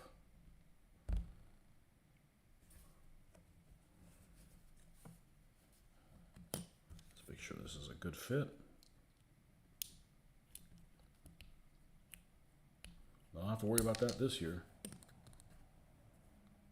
Won't be going. Only reason I'm not going is because, I need the vacation days to travel to Europe. That's the only reason. Not because I don't want to go. I want to go every year. I could just go there and just hang out for 5 days and be fine.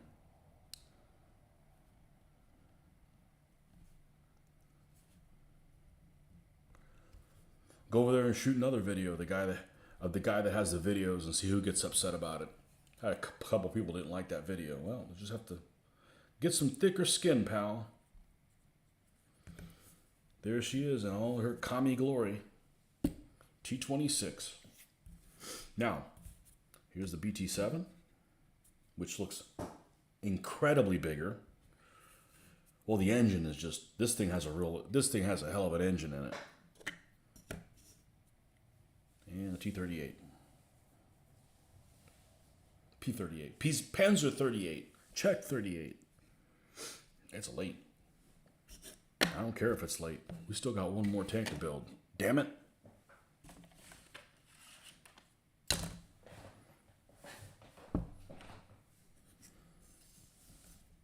Okay. Bismarck just barely missed being 4 inches in length. Actually not going to destroy what kind of conventions. Model building. Yep. I'm not going to run another game at a convention. It's just too much of a pain in the ass. You know, it's just too much of a pain in the ass. And then I'm tired of, hey, you going to come into this show? Are you going to run this thing? And nobody shows up. They come up with excuses. That's fine. I don't need that responsibility anymore. I'm good. This stuff, I'm not going to run this stuff at a show. That doesn't mean you guys won't get to see it. It'll be on video. There's no doubt about it. It'll definitely be on video. But I might solo it.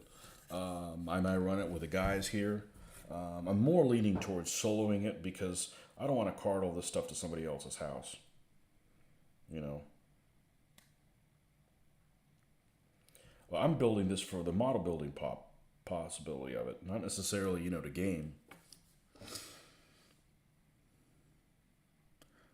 The sooner you build, the sooner you paint. You got it. Yeah, and I was really worried about painting these things. I don't know if you remember. Before I did the vehicles, I'm like, man, I'm not so sure I'm going to turn out. Yeah, I know what the fuck I'm doing. or as I should say, I am really happy with how they have turned out for me. And that's really the worst thing that could have happened, is that I wasn't happy how they turned out.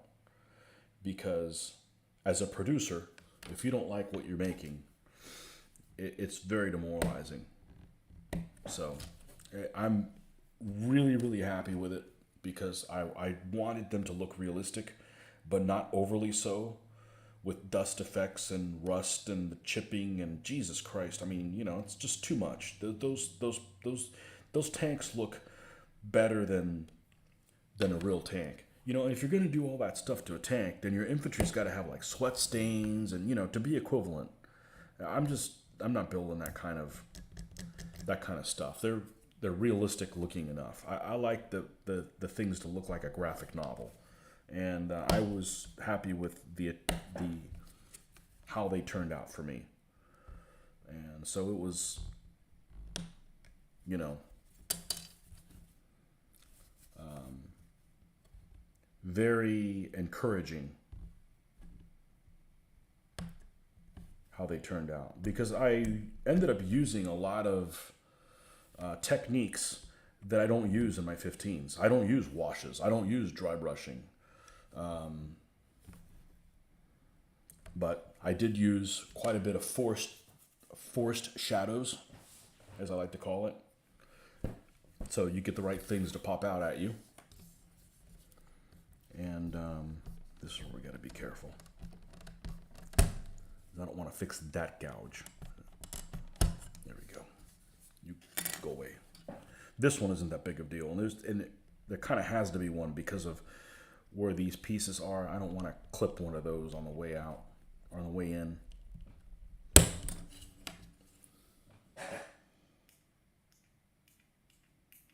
Yeah, no, I don't. So the problem with the airbrush is a couple things. The biggest issue is for me to use an airbrush, I gotta go and do it in the garage. And I live in Florida, and it's hot as F. And that's the last place I want to do. I have a job where I'm hot most of the time, and I don't want any of that. That's probably the biggest problem with it. It's not cost. I don't mind buying stuff as long as I get good use out of it. I used an airbrush back in the early 90s when I used to work at a hobby store. And it's a pain to clean. And it's time wasted. And it's a necessary evil. So I think that I came up with a way of painting the stuff that you don't need an airbrush. Now, it isn't for everybody, and it probably takes me longer than it would somebody with an airbrush, but I'm good with it. And it saved me about $600 because I'm not opposed to buying an airbrush, but I don't want to buy a POS. And you can get cheaper ones of that, but if you're going to do something, do it right. And I think I've gotten away with not doing it. And but it's mostly the temperature thing, honestly. It's mostly the temperature. I don't want to go and I can't film out there. And you guys are keeping me company. Hopefully you're getting something out of this. You're helping me out tremendously. Lots of people do video stuff. I'm like, hey, join my Patreon. I don't want your money. Just come hang out with me. Just do exactly what you're doing. Let's just hang out together. Keep each other company. Maybe I'll say something that'll make you like, oh, okay. And help you out with a hobby, not to get frustrated with maybe something you're doing, and that's it. We're in it together.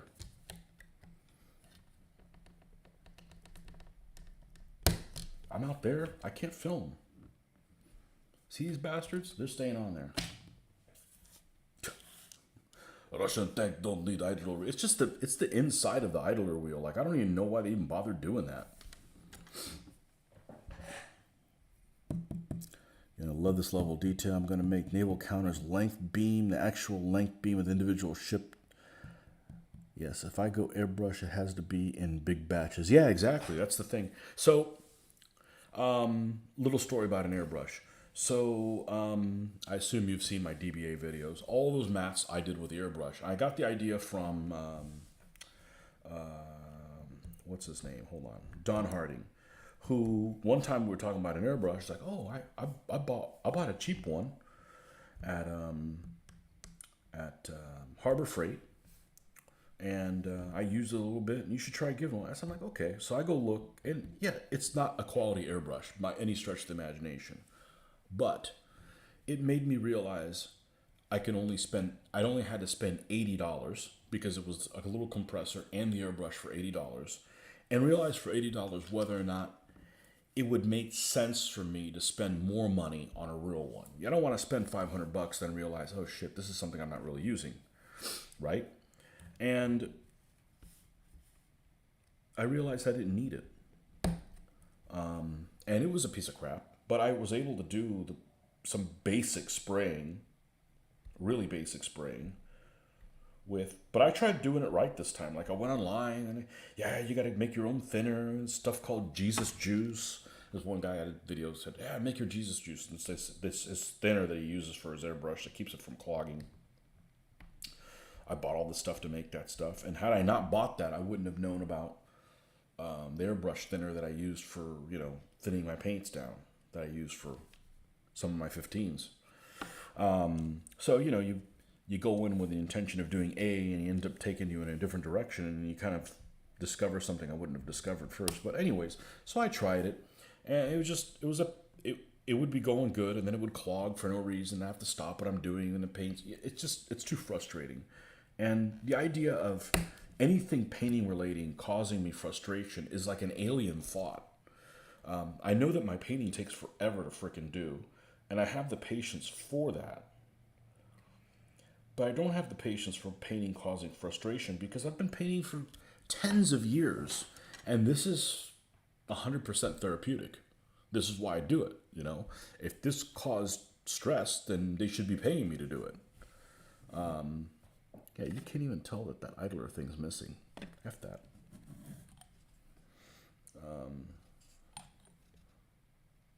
These things will be knocked out in no time anyways. Crunch all you want, we'll make more. Unfortunately, nobody makes a affordable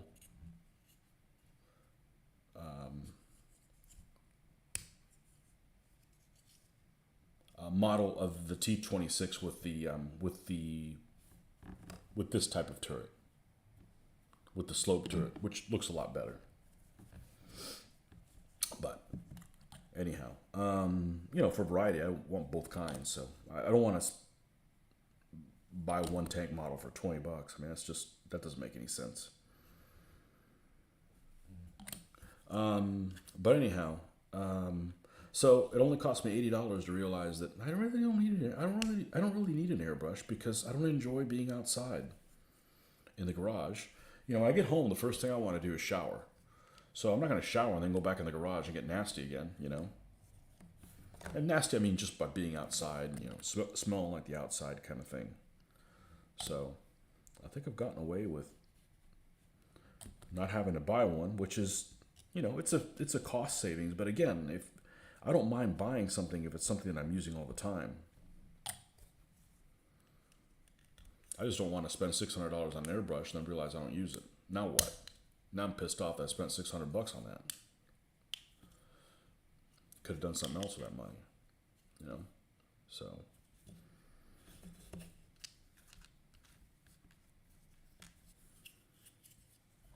Something more useful.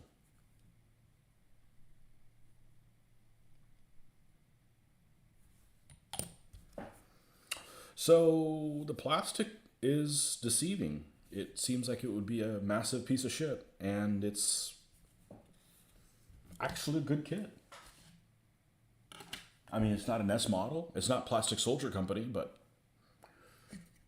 sometimes you can get these as cheap as $6 each. So that's not bad, you know.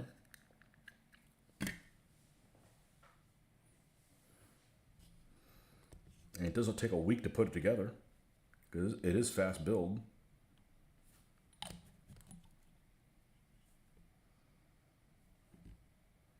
Yeah, that's what I want to do. I'd want to prime the stuff. Oh, what'd I miss? Enjoy the banter the most. Unless someone interested, nice just chat with you. Yeah, I spend all day not talking to anybody about this hobby that we have. I mean, who do you talk to on a daily basis that has this interest? Probably nobody, unless your roommates have it, you know. I would like to encounter someone in my regular life that you can like just talk World War II stuff. Like, okay, so you're not a gamer. Like, let's talk. Nope, nobody gives a shit about that kind of stuff.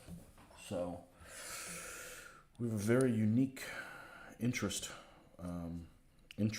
Interests.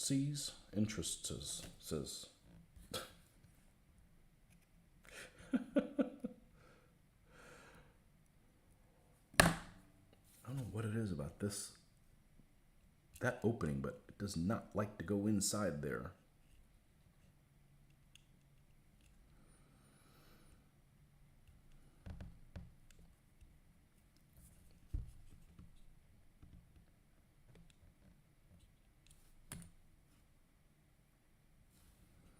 Weld your ass. All right.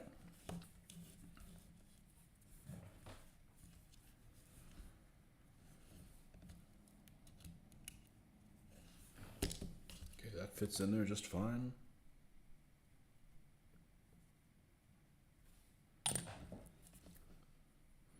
Talk about knocking a lot of shit out in one night. Because now tomorrow morning, we can work on the unboxing stuff that we got.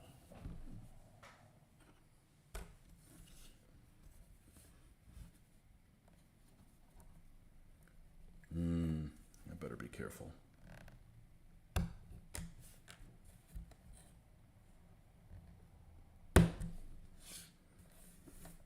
And there'll be more of these, of both of these to do. There's more T26s to do.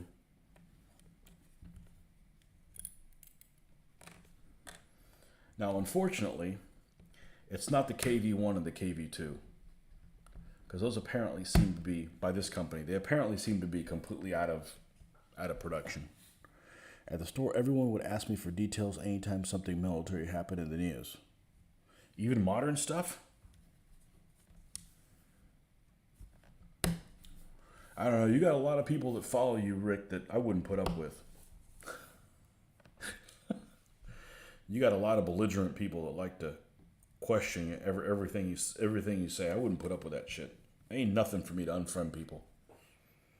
But then I don't really put up controversial shit.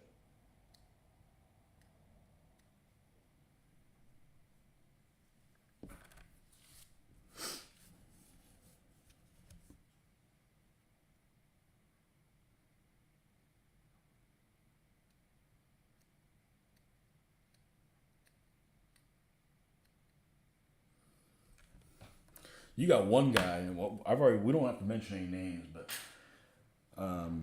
I've seen the stuff that he posted on his page. I basically had to block him to keep myself from punching him in the street. And I'm not a violent person, but that guy, somebody needs to take him out.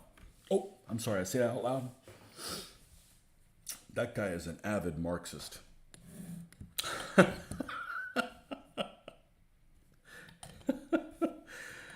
Oh man, there's no cure for that guy.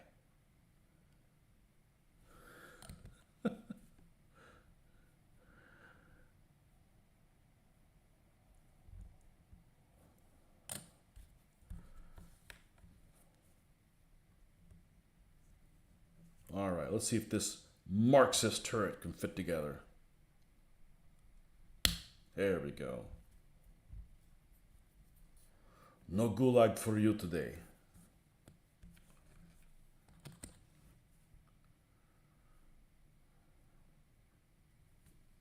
All right.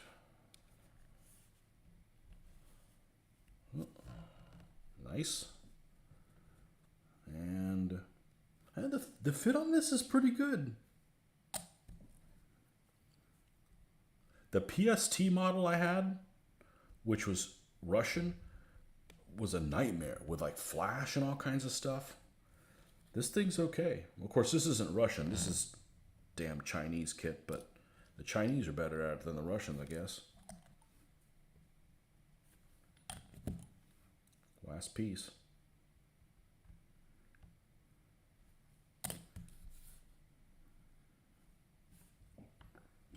All right.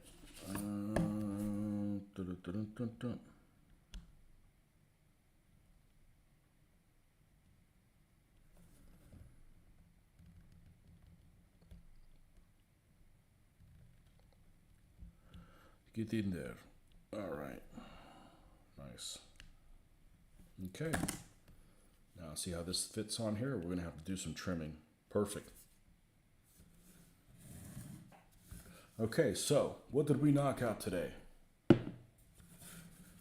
We knocked out 2 T26s,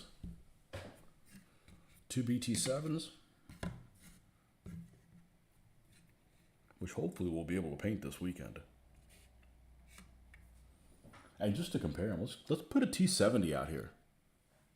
Yeah, look at that cute little thing. It's like a go-kart. An angry go-kart. And 3 Czech 38s. One with a real Nazi in the top.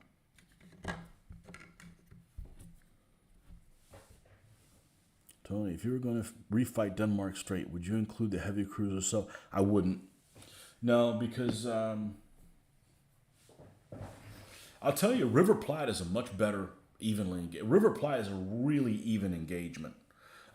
We did Denmark straight one time, and the hood blew up exactly when it turned. We stopped. We just like, okay, this is just prophetic.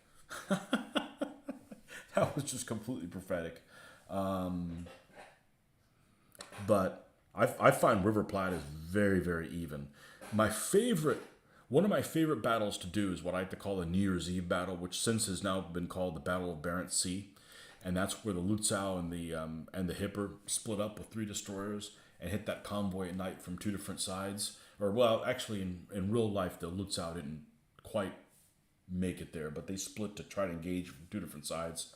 So you got a convoy that has all kinds of assortment of vessels between destroyers, and you got a couple light cruisers, the Sheffield and the Jamaica, and close escort as well.